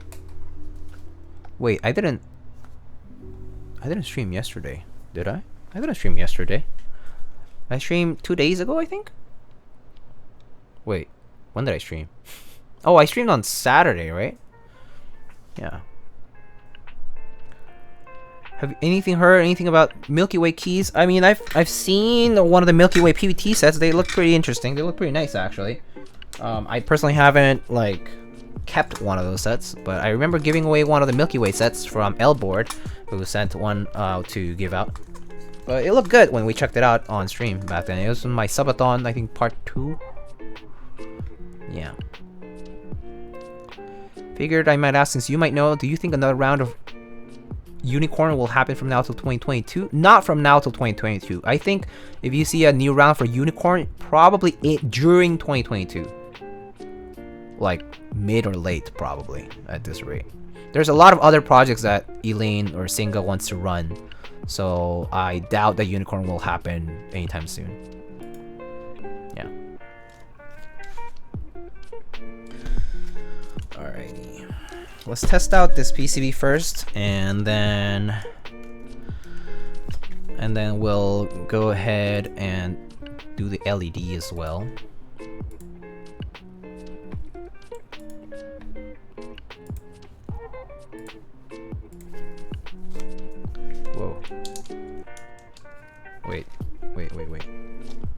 Is that?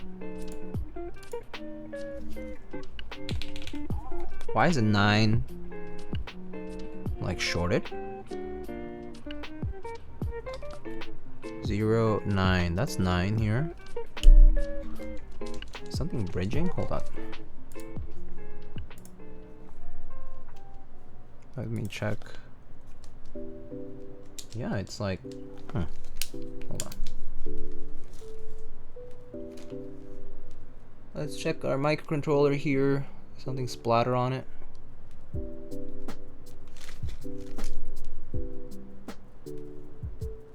Nope. Stabs look fine.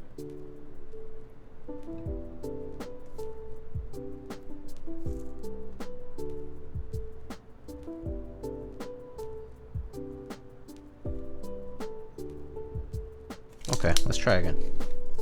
Stab washers? Yeah, I already put them on.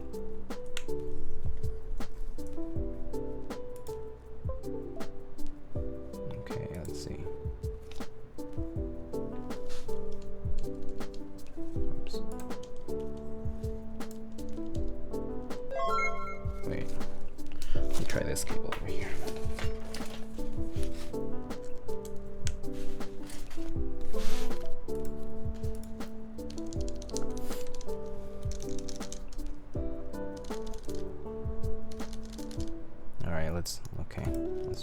Oops.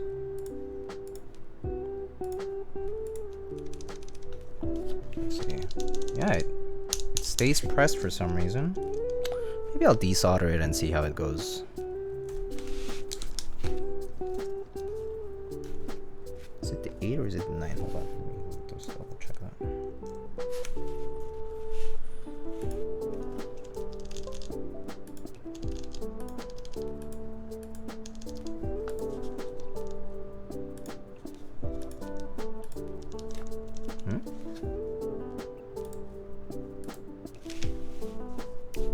Okay. Did I forget to set the thing? No, it's fine there. Okay. Okay, it's the 9 key stays actuated, so okay, let's desolder that. Maybe it's the switch. I think it might be the switch. Alright, so while I do that, desoldering pump. Also, Rat Eats, thank you so much for the 14 months. Thank you, thank you.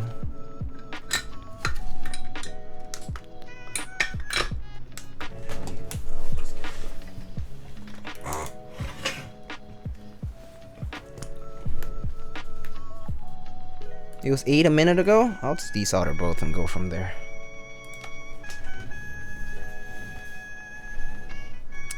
Anyway, let's...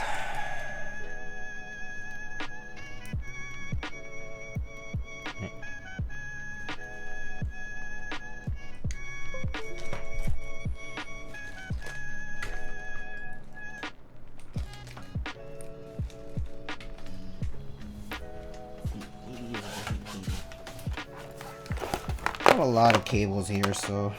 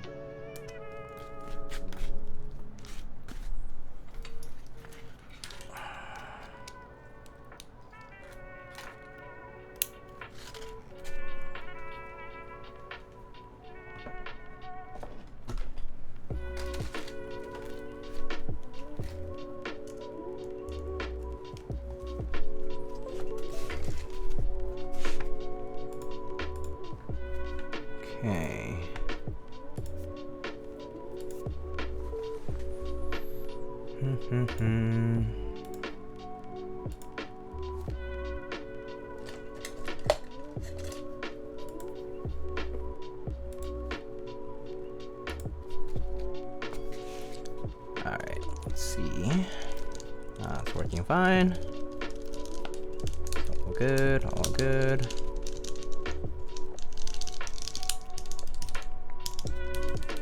Okay. Okay. Oh, it was the 8, I guess. It's not the 9. Alright.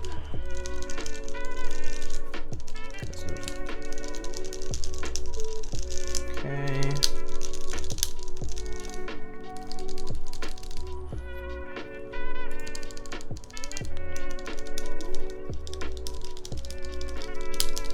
Okay, all good there. Let's see.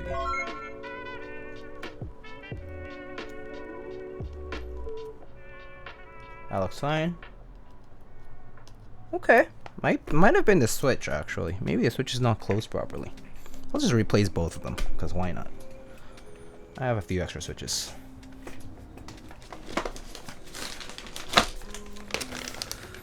I am only who I am. Always enjoying your streams. Thank you so much for this tier 1 sub.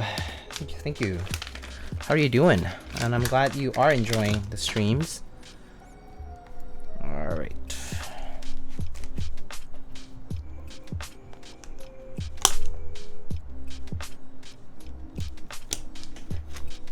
Do you guys want to see a Giga Chad move over here? Pro streamer move. Solder with your desoldering gun. Easy clap.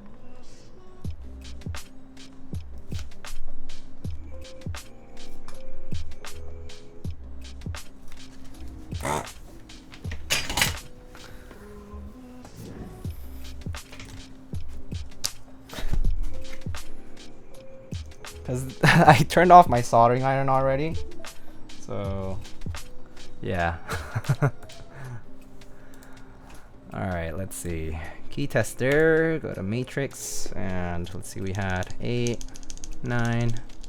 Yeah, I guess it was a switch. I think it was just a switch. I think the switch maybe had a bent leaf or something. Either or, but might as well just discard both because we don't know which one it is.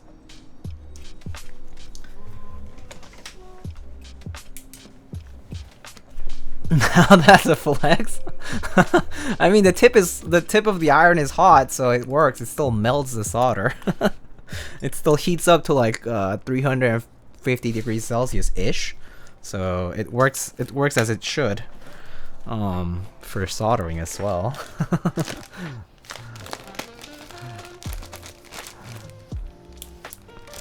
Giga Chat would be always soldering with it. I have actually done it on a personal build. I had to desolder a build and then solder again, and I was too lazy to turn on my regular soldering iron, so I soldered the entire keyboard using the desoldering gun. Obviously this was off stream, but yeah, I did that before. I'm sure if I did it on stream, someone would yell at me, so I just didn't do that. I haven't done that on stream. But yeah, that's what happens when you're too lazy for things.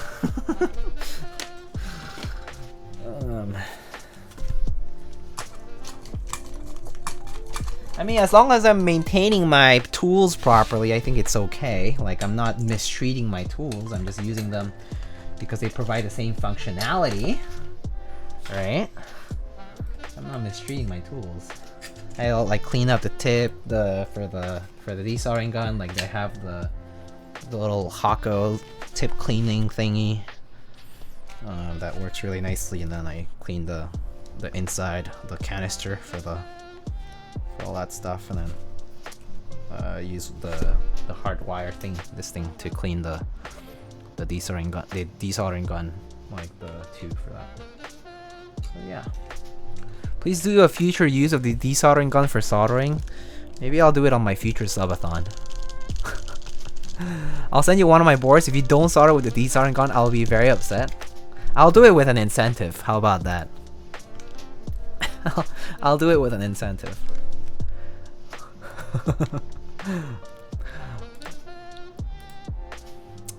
Anyway, do check out other vendors, such as Prime Keyboards. I believe they recently stocked some Milmax sockets. Project Keyboard, I think they still have GMK Modern Ink. GMK panels already end?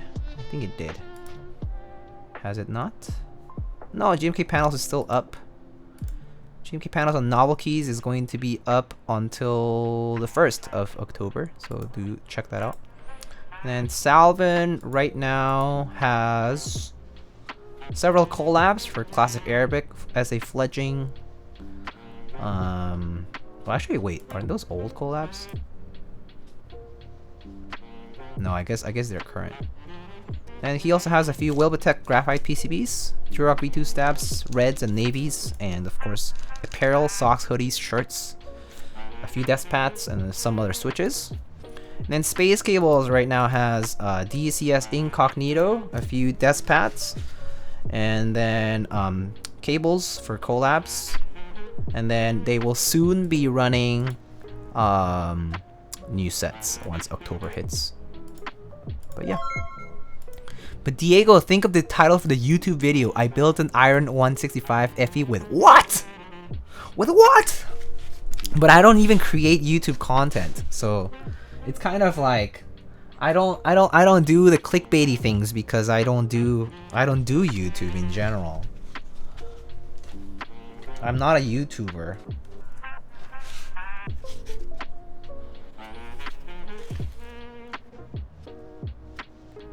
Let's see. I'm not sure which orientation is the right one. Alright, there it is. Okay, so which is the cathode? Okay, so it goes this way. Yo, Jerk Chicken 456. Jerk Chicken 456. 18 months already. How are you doing, my friend? It's been a while. How are you? I hope you're doing well, my friend. It's been some time since I last saw you around here. Hope you're doing well, buddy.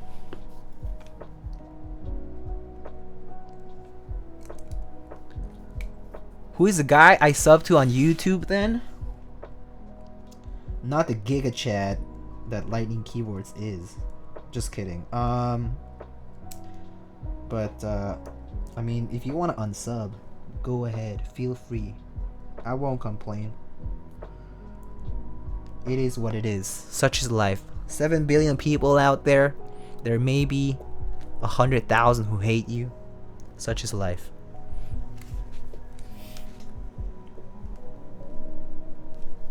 Alright, so that works. So now I just gotta solder this in. Wait, it's just not holding up there though.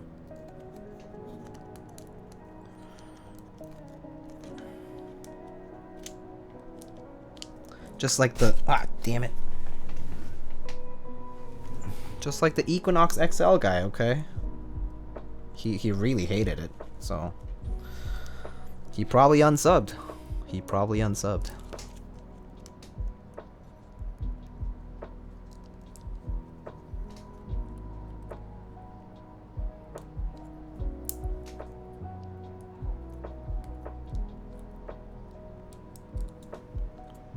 Oh man, this LED is like not really staying on here.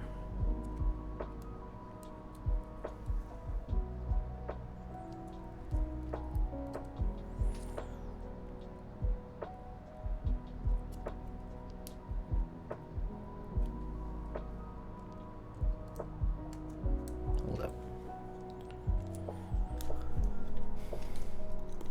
LED issues again? Now there's appropriate ramen weather. Oh yes, let's go have some ramen. Wait, which ramen spot? Wait, which ramen spot do you go to? Which ramen spot? Oh wait, did you go to a dipping ramen place? Try taping. Yeah. I'm about to tape it, but I just need to put it into the pinholes. But I keep missing the right ones. That's what he said.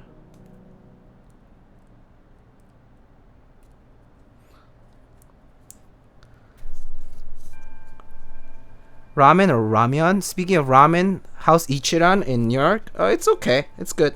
I feel like there's so many ramen places in New York though. It's hard to miss. Like if it's been around for a while, it means they're good. Like you have to survive. Like the competition's pretty fierce in New York. I feel especially for things like ramen.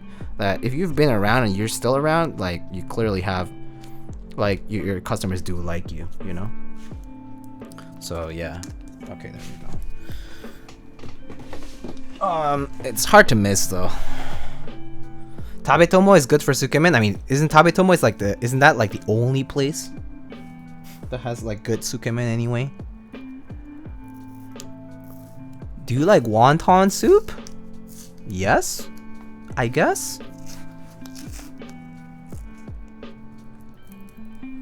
Which ramen do you prefer? I personally only go for tonkotsu. I like all kinds. I like shoyu, I like miso, I like other kinds. Yeah.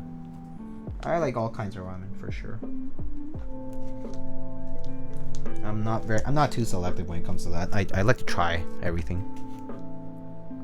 I'm not very picky. Oh crap. Damn it, the tape took it off. Miso is away? Oh, yeah, miso's good, but again, I'm not very picky. I should get an LED with longer pins. It's because I'm using these shorter ones that I recycled from somewhere else. But yeah, I should just get an LED with a longer pin. And just bend it. LEDs, LEDs. Where are you? I think these are white, but I don't remember.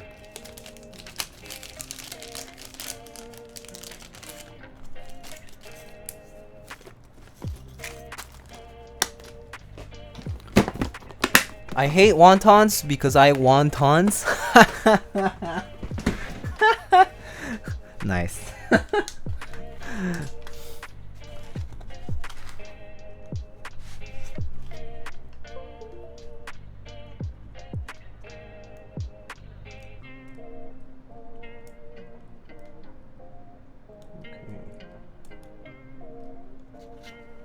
Okay, that is definitely white, so. Okay, so easy way to do this is just push it all the way through and then bend one of the two, and then that should hold it in place. That's good. And then just pick up your soldering iron. Solder one of the legs, maybe the straight leg. And then go back, and then to make sure it's all the way in, just heat up the pin that you just soldered through. Push, and then make sure it's soldered in place, and then you can solder the other leg. You can unbend it so that it's straight. It's easier to desolder later on, and then you just solder. Maybe you can reinforce the joint from the first one. That's it. Mods, I don't even know who it is. What? Wait, what's going on?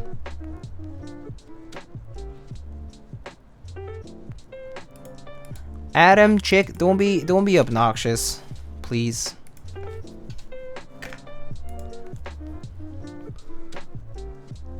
I'm just gonna time you out. Bye.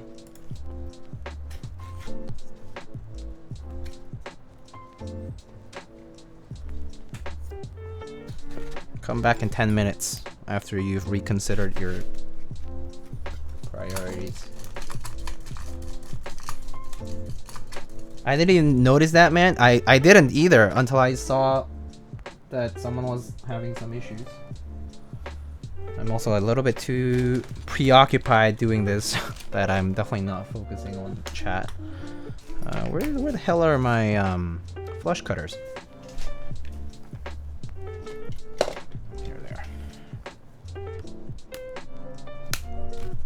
Awesome. All right.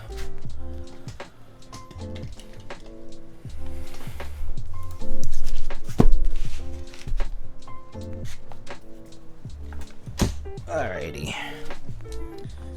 Cool. Let's put this into the case now.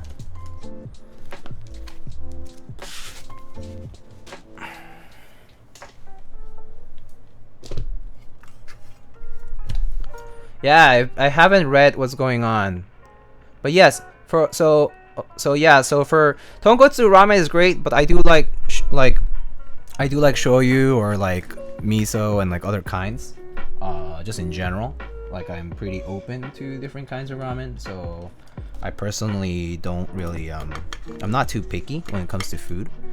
But if you are in New York, trying the sukemen from Tabetomo is great. They're up in the Lower East Side on Avenue A, I believe. Absolutely delicious dipping ramen. Yeah, pretty unique, but I would recommend it if you ever come to New York City. Do you check the Bubble 75? I have not. I have to be honest, I hardly keep up with new boards that I don't directly get to review. So I kind of have a hard time following all of these new boards that are popping up left and right. There's new boards all the time though. Hakata? Ramen is goat?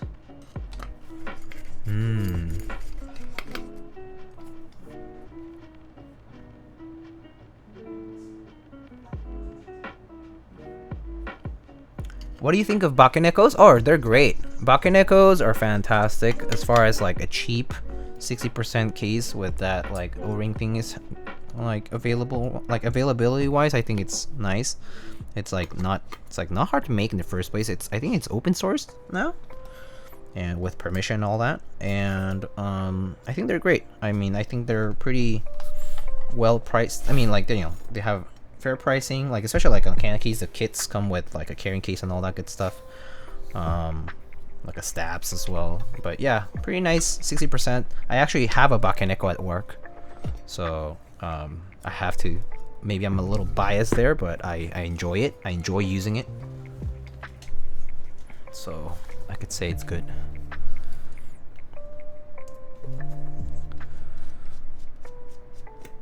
Ramen is pretty meh. Sukemen every time. I like ramen though, but I in general like anything soupy.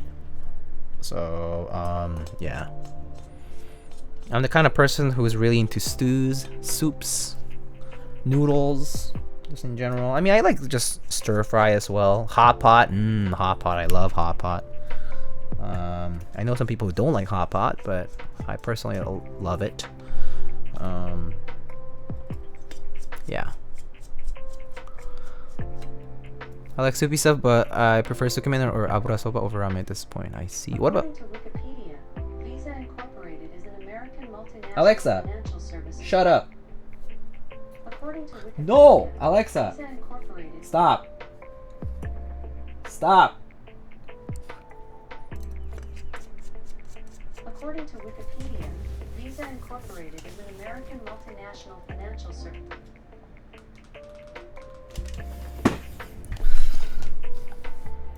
I don't care if according. Visa Incorporated is an American multinational. Yo, Mr. Bezos is hacking me. United States. It facilitates electronic. Totally hacking. I'm being hacked, my friends. Unplug it. Oh no. No. Okay. Alexa dead. Killed it with fire. Very creepy. This is how the world ends. Facts. This is how the world ends. Alright, let's get them O-rings.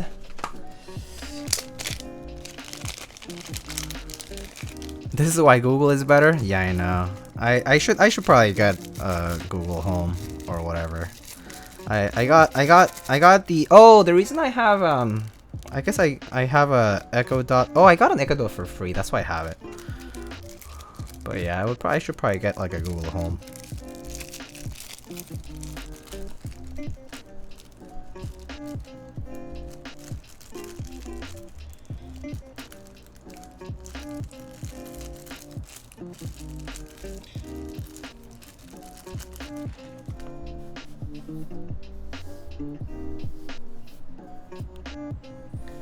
Alright, let's see. Google Assistant is pretty pog. It's like a real person. Oh yeah, it was really good. Never looked into them, but I want an Alexa in the future. I think it depends on how you're deciding to integrate your devices, right? So for some people, one works better over the other. It just depends on what devices you're using. Like if you're already pretty well in the Google ecosystem, especially like if you're into the IoT stuff, can be pretty handy. Prefer Google Assistant because I'm definitely biased as Amazon is my favorite company. Okay, that I do agree with personally myself. I do agree that Amazon isn't my favorite company. I'm glad that I unplugged Alexa before I said that, because otherwise I'm sure my Echo Dot would convert into some sort of like killing machine, and then this is how the world ends. This is how Lightning Keyboards ends. Not cancelled for being a bad gatekeeping elitist streamer, but from Alexa killing me. Truly, truly tragic. That would be a very sad moment for the world of keyboards. Killed by Twitch itself. Because half of Twitch is basically Amazon.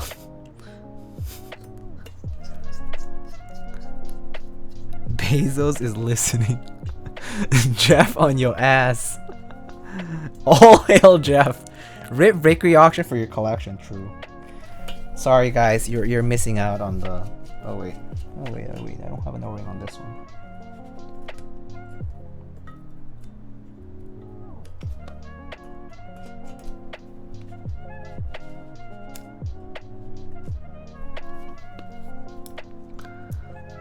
It's gonna be like Iron Man drone attack? Yeah, I'm telling ya. It's gonna be catastrophic. Telling off Mr. Bezos on one of his own platforms? Yeah, watch out. I gotta watch out. You never know. You never know. When are we getting food again? I don't know. When are you feeling rich? You feeling rich these days? Because you said that eating out is expensive, so if you're feeling rich, we can get food. I'm not. Me neither. I guess it's time to get together and just grab some japaghetti or something, or shin ramen, some shin ramyeon, and just cook it up and put some egg in there. Maybe go grab a bag of rice cakes from H Mart. Pop them in there with maybe some dumplings. Maybe do a tokmandu ramyeon.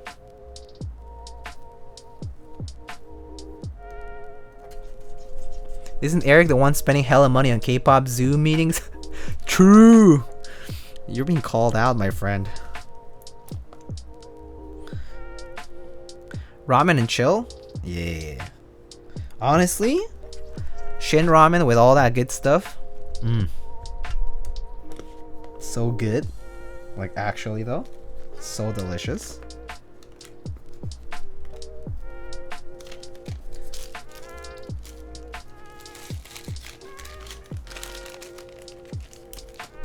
Call that on mainstreams, I'm used to it now. I mean, you're asking for it, so yeah. Pretty much asking for it.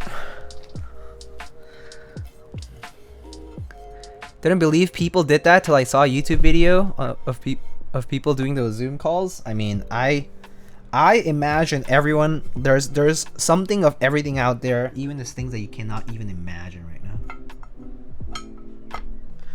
Has technology gone too far? Probably. Honestly worth? Oh, is it? Okay, so I have a question for you, Eric. What do you do when you go into those Zoom calls? Do you just get to see them, say hi to them, and like what happens? What exactly happens? Talk to them, prepare questions. What kind of questions would you ask your favorite idols?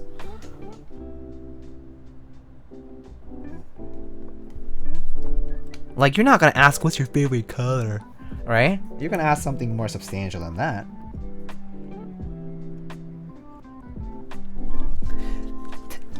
Easy, marry.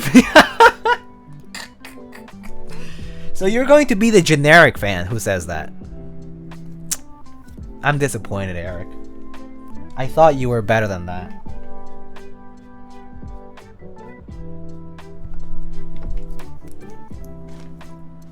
just another fan.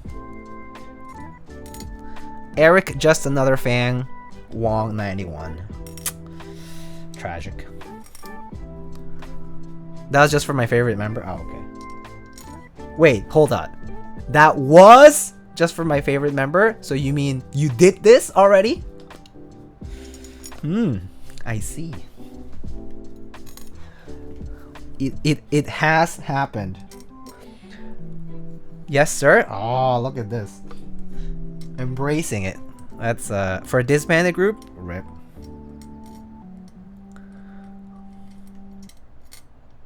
Well, everyone has, you know, everyone has their vices and their passions. So, you know.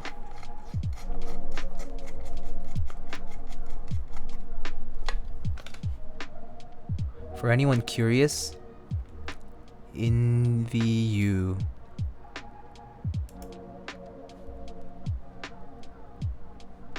Oh wait, is this your account? Yerin?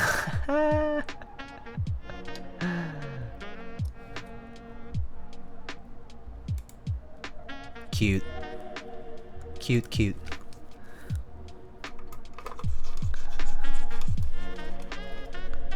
Big Satch.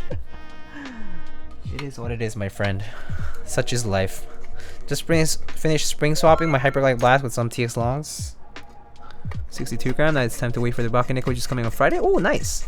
Hey, JTJ, what's up? 6 months. How's it going? Going alright, my friend. How are you doing? Life do be busy, though.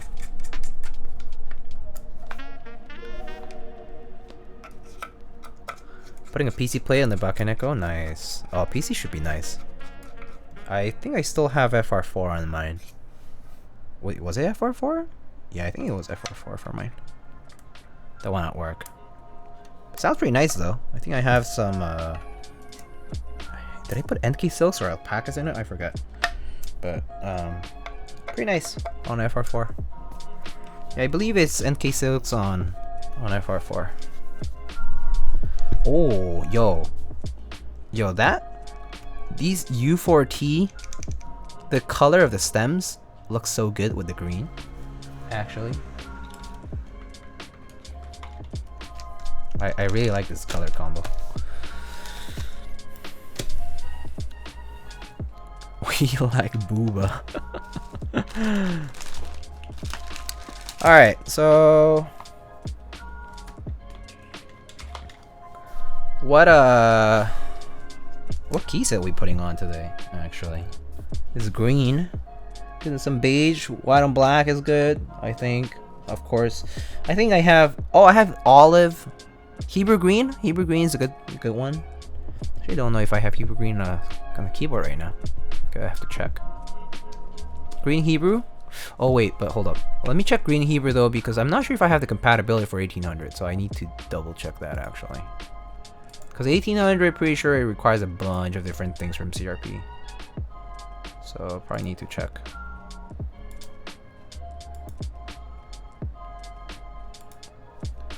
Hebrew green.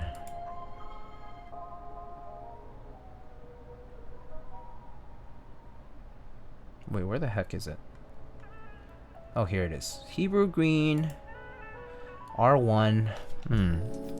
R1 hammer R1 Hebrew green was, I'm not sure if it was it. Oh man, I don't remember if it was 1800 compatible. I actually don't think it was, but I think I might have some compatibility kits from R3 or 2.2. Okay, so I actually might be able to do that. Yeah, I might be able to do that. Imsto, I could do Imsto too. Oh, I think Imsto though is definitely not gonna be 1800 compatible, I'm pretty sure. Imsto Irish. Yeah. I don't think that one had compatibility for 18 for sure. I think it was like 104 plus 7U spacebar shift, shift key and step caps lock maybe. I mean, I have a few key sets. Let me list a few. Or should I just do a vote? I'll just do a vote here. Actually, no. Let me list a few sets, maybe. Well, actually, there's some here. There's some here. There's some sets here. Oh, wait, no. There are some sets here that I have. Yeah, I think that's a lot of them. Most of them. So, I think I had a few to choose from. It was, I'll do a poll, but it was, we had, what set? Camping? Camping was okay, yeah, camping. Although I have to take it off from Kohaku. Camping, Hebrew green we said. What else did we mention? Olive. And Sandstorm? Yeah, sure. Will look interesting on it. One more. Let's just say WAP. White and black. Terminal, too lazy to get that one. So, like. Alright, let's do a vote. Alright, vote, please. While I organize some of this stuff. I've created a mess over here.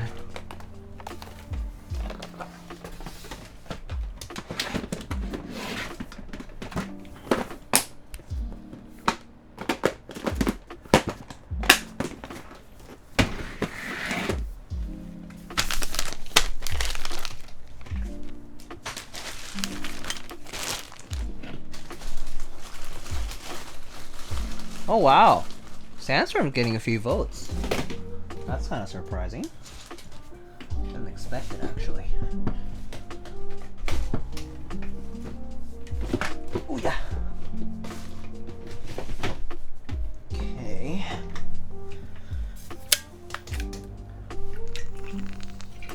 You say there was compat? Yeah, I'm pretty sure I have some 1800 compat. Like I have one of those 1800 compat kits and the numpad from like R2.2. I think it should work. I mean, we have to kind of try. It's like I kind of don't remember exactly, but I have kits, so we'll just see what happens. Is it illegal to do the thing after people have voted? After voted, if the vote ends, yeah, you can't do it.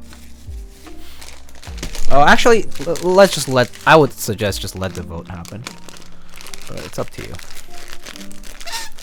And just call the redemption, call it a day. Yeah. It's polyfill bag. It's very aired up here. Hey, D-Alts, what's up? How you doing?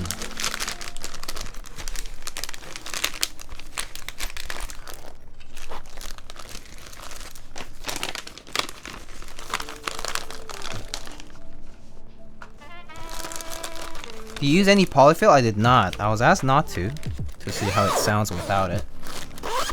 I mean, we can put it in if we find it unpleasant to not use it. Can I be a troll this time? What kind of troll? Sandstorm! Wow! Handwrite for typing test? After Sandstorm. If you want to wait. We'll do Sandstorm first though. So let me go get that.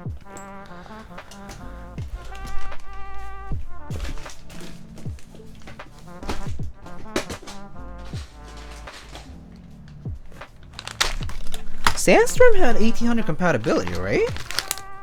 Right? I think it did. It should have. I got an HKB last week and I've been loving it so much, literally no complaints. Ooh, awesome. Good to hear. Yeah, well, here's a numpad, so I'm pretty sure it has it.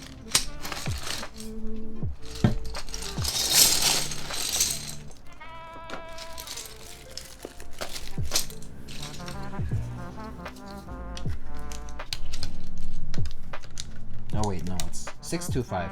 625. 625. Oh, it's on the Philco. I need to get the Philco.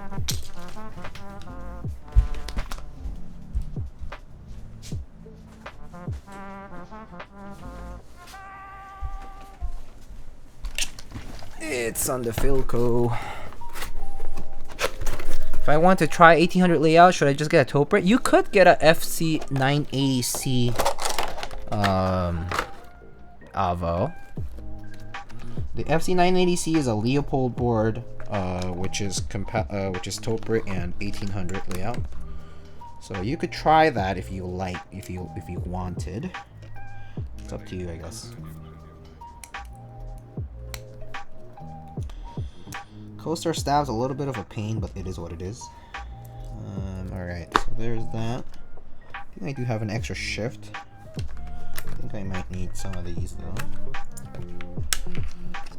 Alright, I think that should be enough.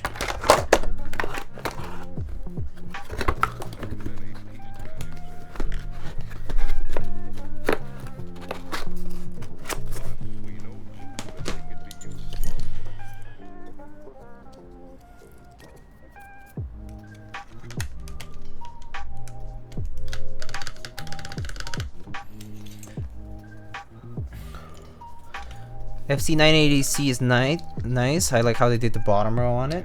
I actually don't even remember what it looks like for the bottom row, but I know it's pretty. I know the board itself is just a nice board. So 1, 2, 3, 4, 5, 6, 7 caps lock. Let's see. 3 this out.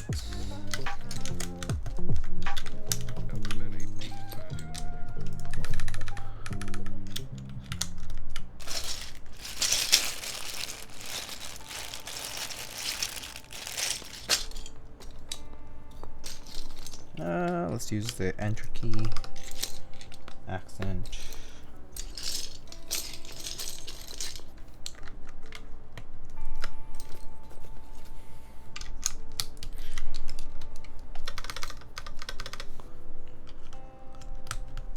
$30 sounds like it'll be super light. I would say 45 is the best. Personally, 45 gram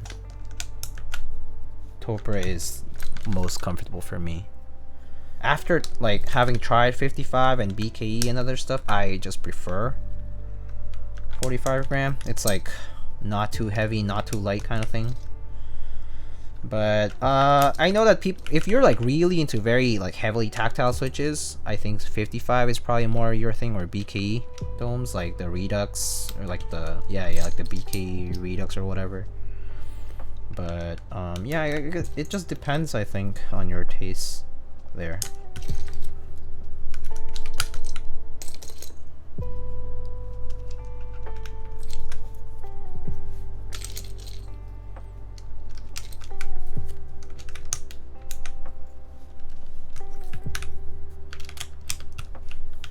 $55 gram tires out my fingers so fast. Yeah, it tires me out eventually too, so that's why I don't use it. I do have a 55 gram real force around somewhere. I mean, not somewhere, but like I actually have one. But I can't use it for too long. I used to have it at work for a long time. But yeah, not anymore. Tires me out, as you said.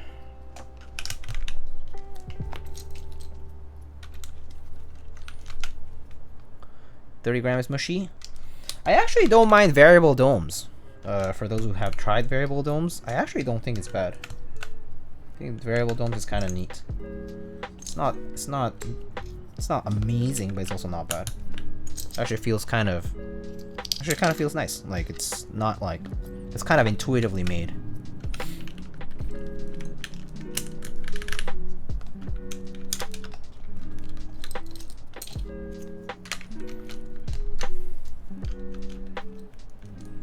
Solji, hello, how are you?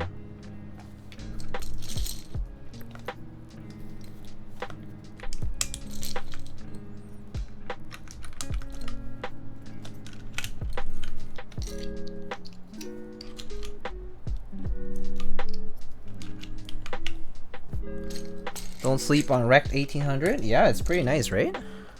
I'm tired, how are you? I'm a little tired too, actually.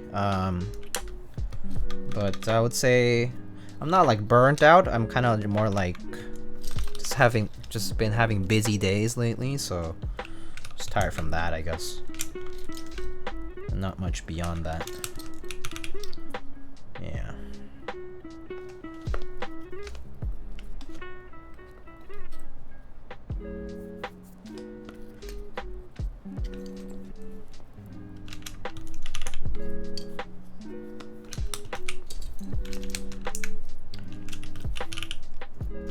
But yeah, I feel like I've just been super busy lately. Kind of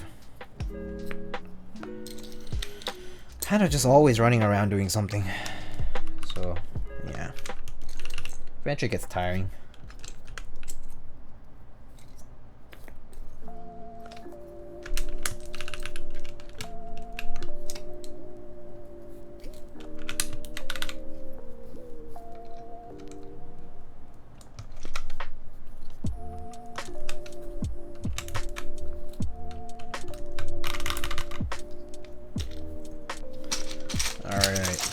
Numpad on. Good to keep busy though, for me at least. Oh yeah, I mean I don't disagree that keeping busy is kind of nice. But yeah.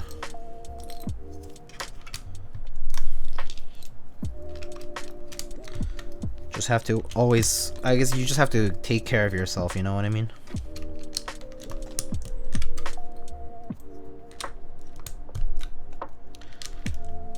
Actually though, putting Handarbite after this is gonna be like take forever. Have to take off all these caps and then put Handarbite on. Damn it. Too late now.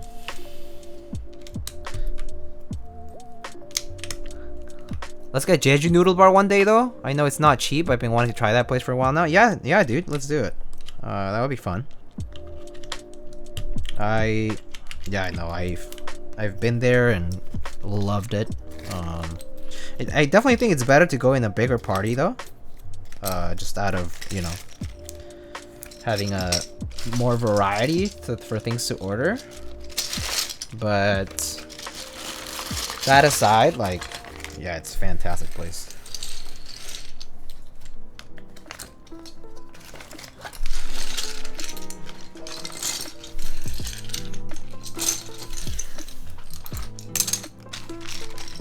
I was just trolling. You can skip the Handarbite. I'll refund you. This is like an army themed keyboard? Kinda, huh?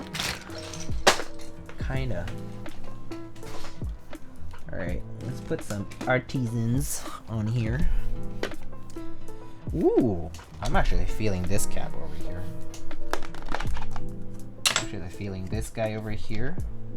This nightcaps. 1,000 hands. And then maybe something more brownish. Kind of feeling this Thai tea one. Yeah. This Rekt screams olive. Maybe it was done with that in mind though. I think. All right. Nice.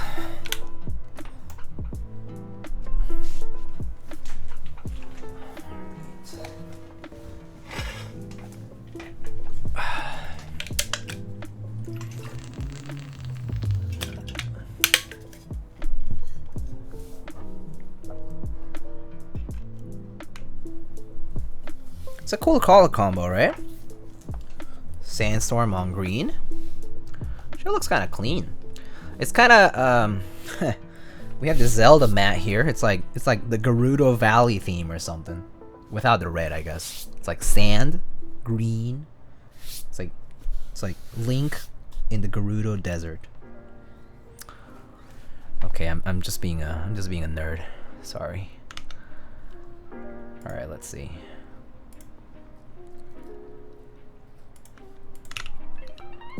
Oh, that's right. This is caps lock still.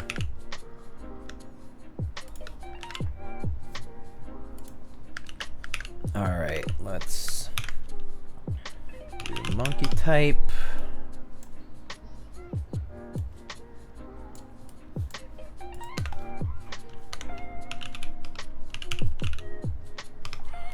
Ooh, I don't like that. Wait, is there no like actual green set? Green theme here. That's fine. Alright, I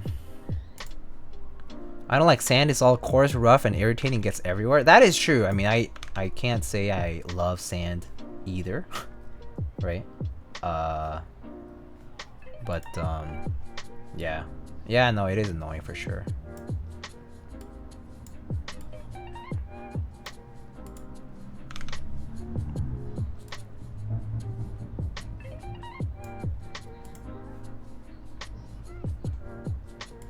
Oh, prequel memes. That's right. I don't know why I didn't recognize it.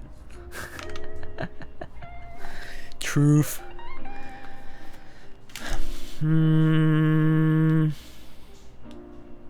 What do I need? Okay. Let's put this on.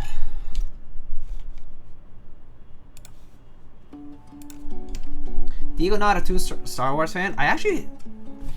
It's been a while since the last one. I haven't watched Visions though. Are people liking Visions at all? First, for the new stuff. Did you ever hear the tragedy of Darth Plagueis the Wise? Oh, that's a good one. Visions is great. I thought not. It's not the story the Jedi would tell you. I see. Did you watch the Ten Rings? You mean, did I watch Shang-Chi? I did. I did.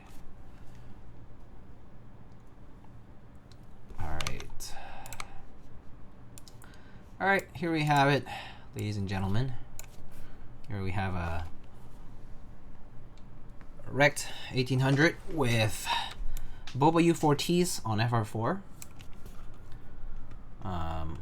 Yeah, let's give it a shot. No polyfill on the inside. First step was good, second is bad. Oh, okay. I guess I should go in with not high expectations and just watch it for entertainment purposes. Watch it for the animation, maybe. Alright, here you go.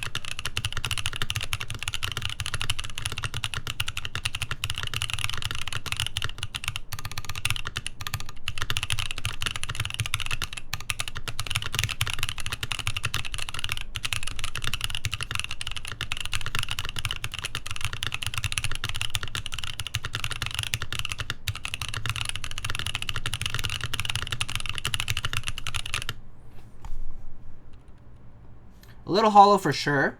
A little. Not too bad. I would say it could benefit from some polyfill, but yeah, it's still sounds pretty good. Let me try it one more time. Excuse me. So I can listen to it a little better. Alright. Sounds a bit silver. How's it bounce? The bounce. It's decently flexy. I mean, the board is pretty big and the mounting points are kind of far away, so I feel like the middle part is kind of soft, especially because it's FR4. FR4 is not that rigid, so yeah. All right, let's give it a shot one more time.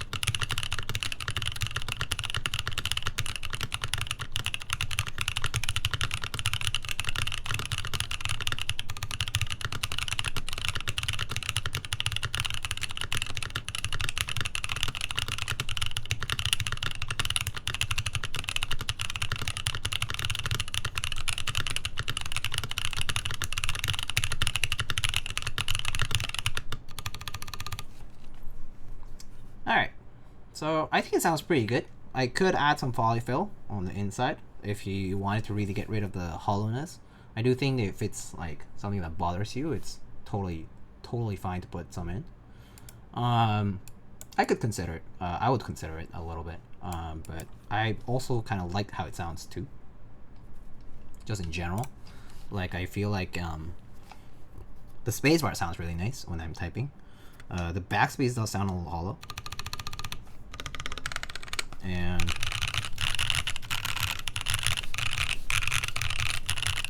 some of the alphas definitely, like maybe towards the home row sounds a little more hollow, but definitely something that could be probably fixed with a little bit of polyfill or even without. But the ano is A+ for sure. All right, let's listen to the mods.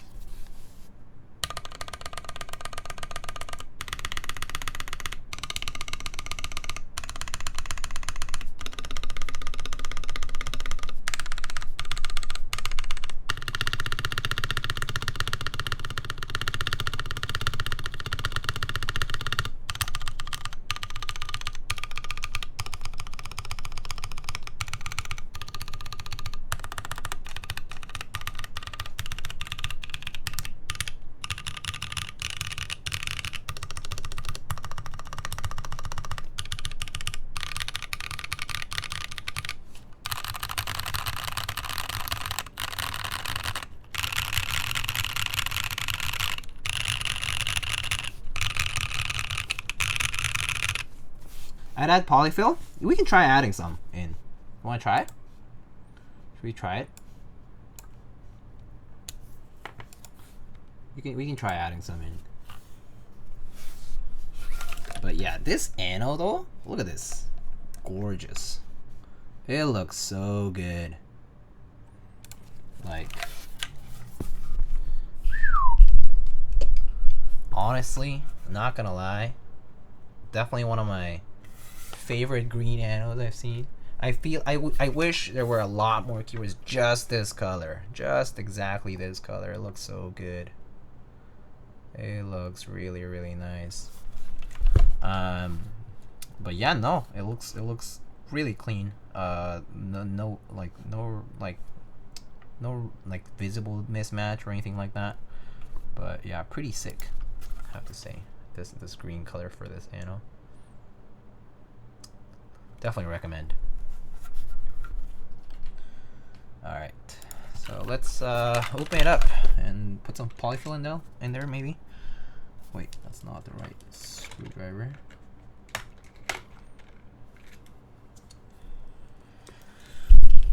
Have you watched Squid Game? I have a lot of people telling me to watch it, but I haven't. Because I know that if I start something that's good, I'm gonna binge it, and that's not good. I am a little busy right now, and if I binge a series, I'm pretty sure I'm going to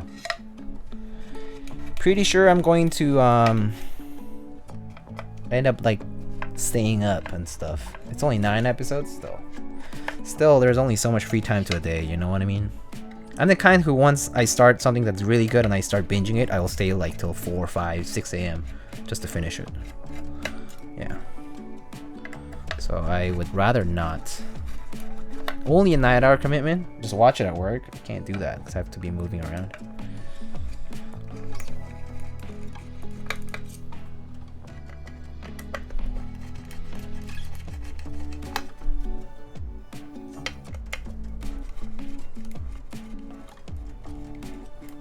All the Brutal series seems to sound really hollow. It's unfortunate they need so much help for the price. I personally don't think the price is that unfair for what it is. I mean, I don't think it's more so. I think it's just by the aspect of the design, like the way they have a, it's like 2-piece case with a decent amount of slant and a decent amount of room inside. I think that lends itself to the hollowness. But other than that, I feel like it's they're priced pretty fairly, honestly. Like the quality that is provided by the Brutalist series stuff is pretty good. IMO, not every keyboard has to be perfect just because, you know, it's priced a certain way or whatever. So I need to missed one. There it is. But yeah.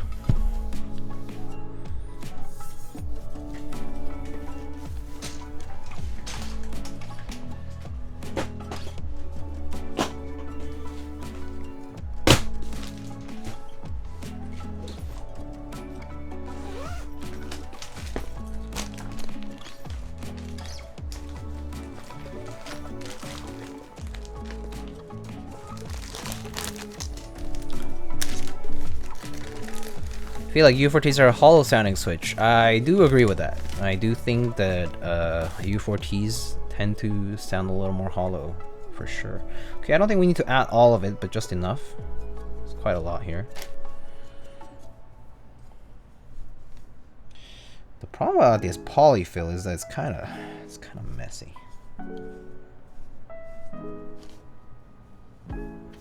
Have to like evenly distribute it around.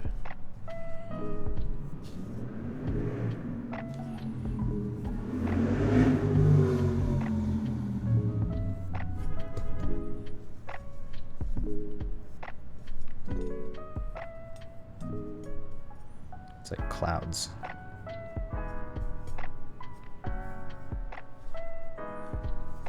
Is that too much?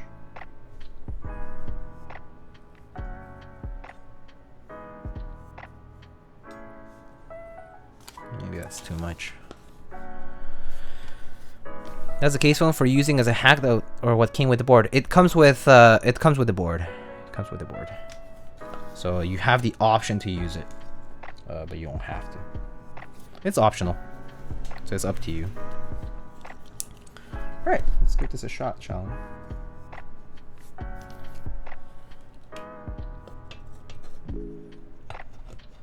Is this too much? Oh, I think that might be too much.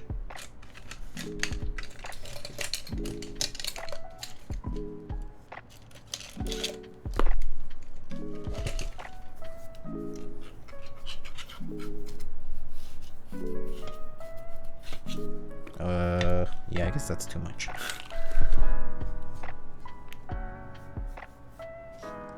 It's messy, ugly, and probably does literally zilch. It actually does the job pretty well from what I've seen before.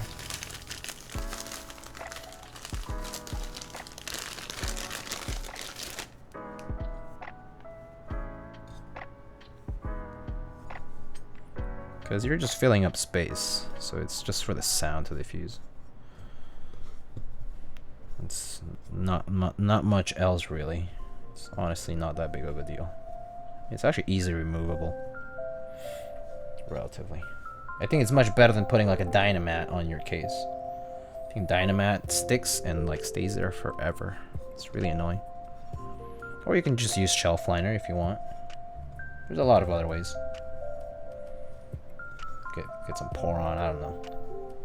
There's a lot of alternatives. This is just one of them is provided for free, so can't complain IMO if it comes for free anyway.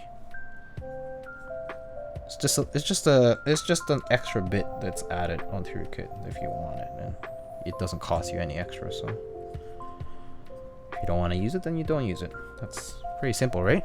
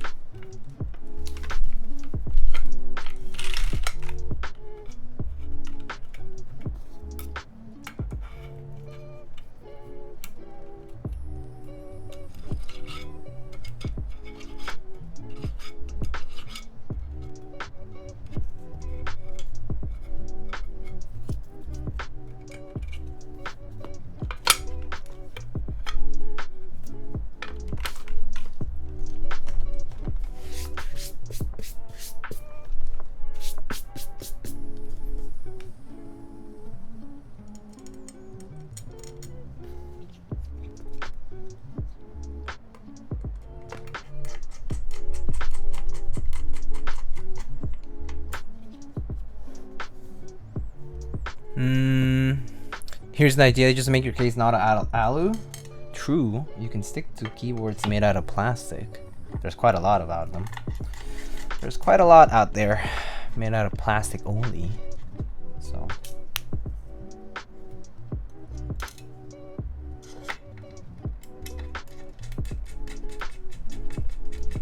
just look out of place on a board. Well, it's not on, it's in. So you won't ever see it after you put it in there.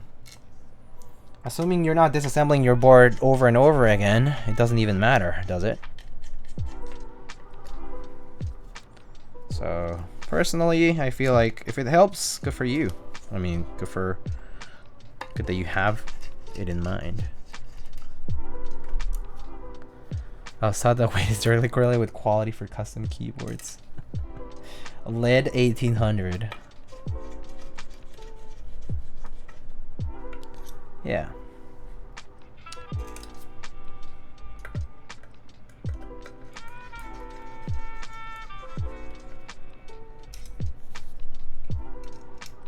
That is certainly the nice part about polyfill, is that it fills up the space but doesn't feel like it's not taking up space in a way that it will stiffen the parts because it's like just compressing over them.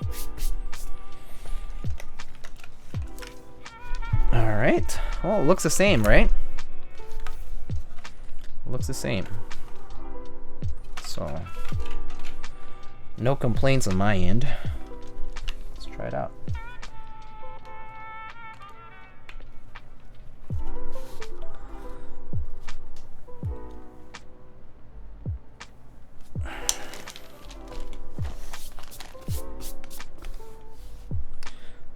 Alright, let's see.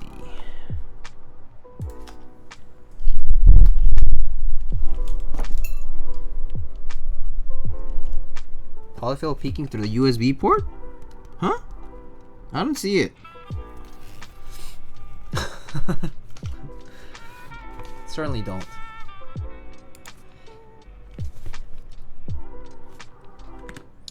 Alright, let's give this a shot. So now we have the same case with some polyfill inside. We'll see how it goes. Alright.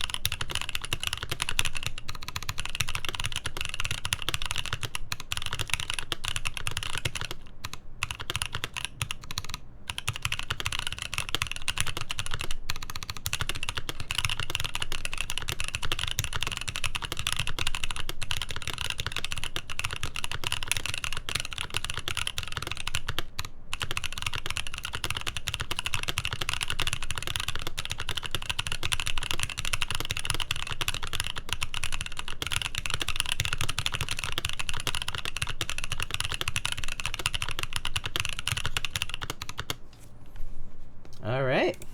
Well, it certainly sounds better, I have to say. Not sure if you disagree, but I do think it works. Alright. Oh, sorry about that. That's just my phone. Not sure why I was on vibrate, but here are the mods and everything else once again.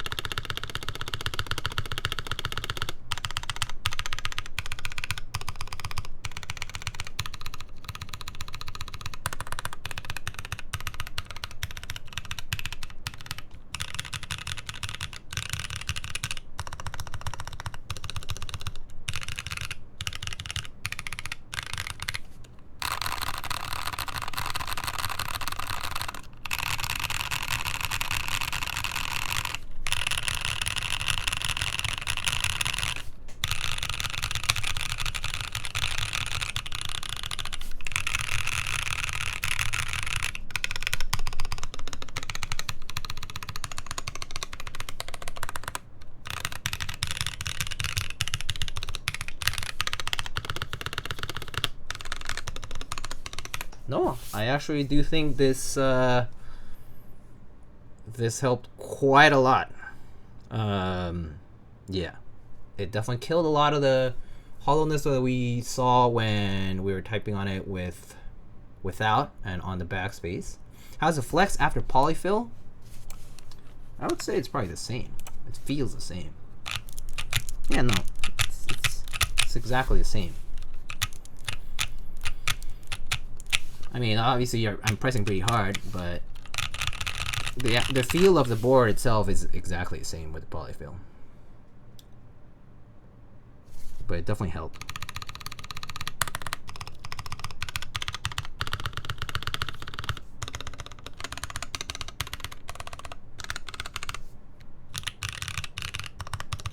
The home row was kind of hollow, but definitely don't hear that now. So, pretty nice. Yeah, I think this is one of those cases where the polyfill does help quite a bit. Just because the case is a large one, and there is a lot of empty space in there for things to resonate. So, it doesn't hurt.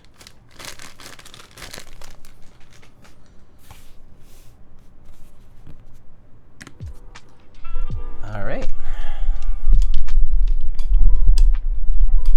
So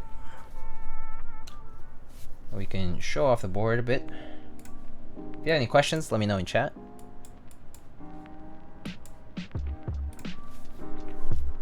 One more time. Here is the Rekt1800 by CannonKeys.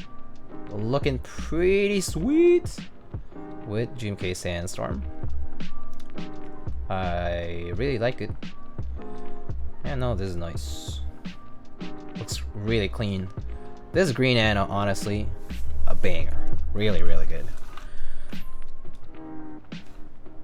Might just be the lighting there that you might see a little mismatch, but I think it's actually pretty much the same, honestly. Yeah, no, this green anno though.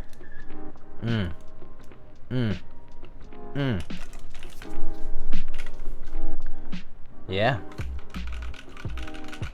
Looks nice. Again, Rekt1800, I really think it's well priced and a perfect work board. Like, perfect for work if you're doing data entry and you need the numpad. Looks fantastic and I think the price is pretty affordable, so I personally think it's one of the deals that's pretty good for 1800 layouts. Yeah. Need zooted? Oh, zooted might be interesting, yeah. Zooted would be interesting. Interesting set on this. Very good artisans? Yeah. More like neutral tone, so I do like these too.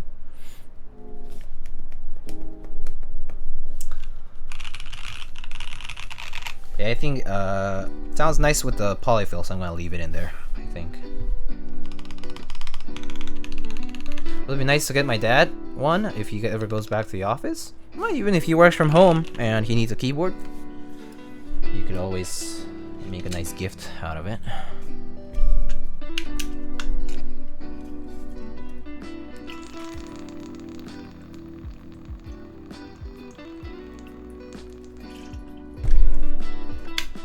Hashtag ad?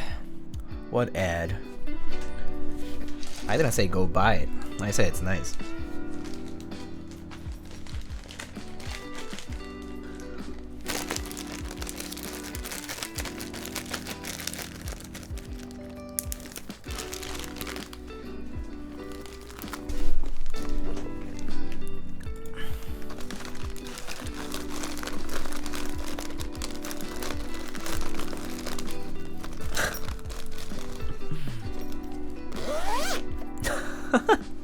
You guys funny. Now there is the hashtag ad, I guess. But yeah. Sandstorm on green. I like it. I do like these colors that go together. I also like kept turning up earlier because I'm pretty sure I saw like a small bug either flying around or on the brick wall, but I can't tell where it is. Might just be imagining things though. Whatever, it was like tiny, so. Alrighty. Anybody got any questions for me? Anything else? Can you do holy mod with BDZ? I don't, because I haven't done holy mod. Oh, can you do it? Oh, are you asking if you can? Yes, you can. Yes, you can. Yeah. Oh, yeah, JGW. Hey, remember that time we were... Where's that board? I'll be right back with it.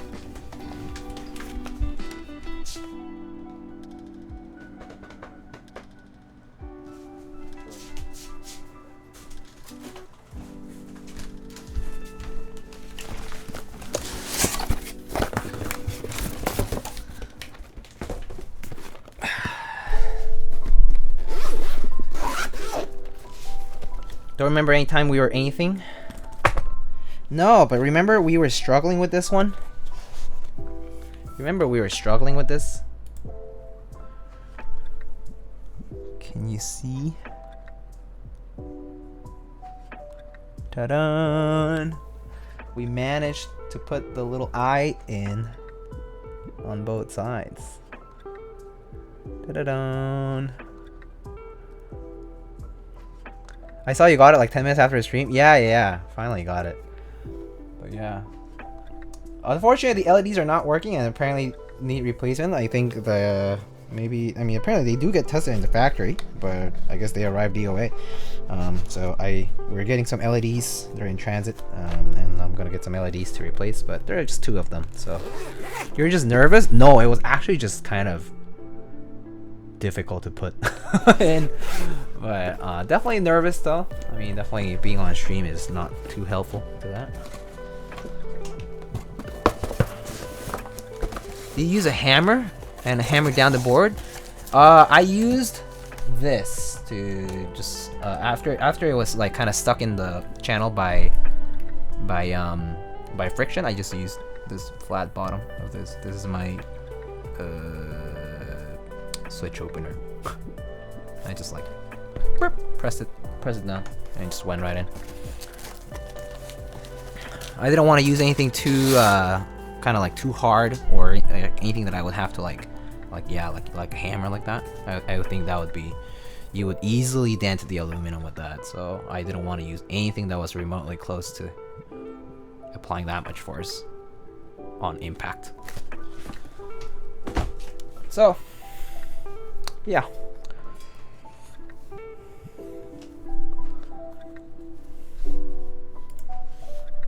But yeah. So that's what we have for today. Let's see if are we gonna raid anybody today? Do have some other builds to do, and of course not right now, but so I need to lube a lot of switches actually. So I gotta lube a bunch of switches so I can get working on some other stuff. But let's see who to raid.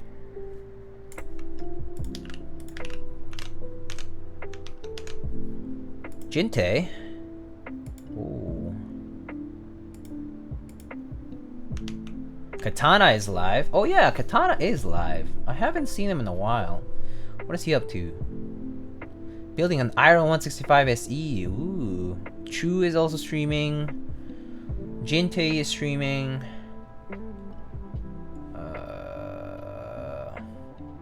Chubis is playing Tetris.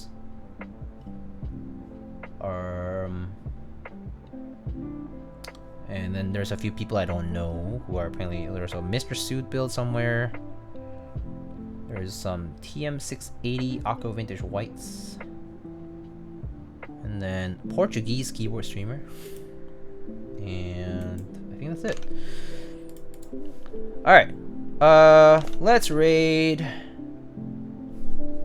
Do we want to raid Katana? Do we want to see an Iron 165 SE build or a Noxery Vulcan Pro?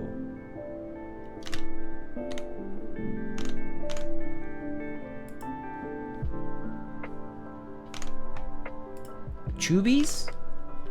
No, let's rate it. Let's rate a keyboard streamer. Trubes isn't doing keyboards though. He's playing Tetris right now. I'll rate him next time though.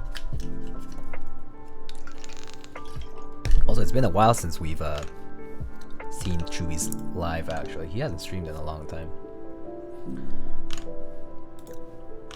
Alright. I think we'll just raid Mr. Jinte then. Or actually, no, let's raid Katana. I haven't raided Katana in a long time, so I kind of feel like raiding him. Alright, let's go raid Katana. He's building an Iron 165 SE. Of course, he speaks Spanish, so he's from Mexico. He's a streamer from Mexico City, and he speaks Spanish, but he also speaks very good English. He actually is a teacher. So yeah, you can always interact with him in English, so that's not a problem. But he's super nice guy. I've been on his stream a couple times, and yeah, he's also interviewed a few other people in the community, Spanish speakers and whatnot. And he's also been featured on other places. But yeah, great guy. Say hi to him. Let's just say...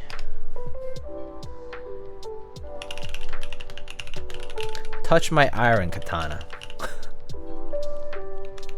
Touch my iron, SE.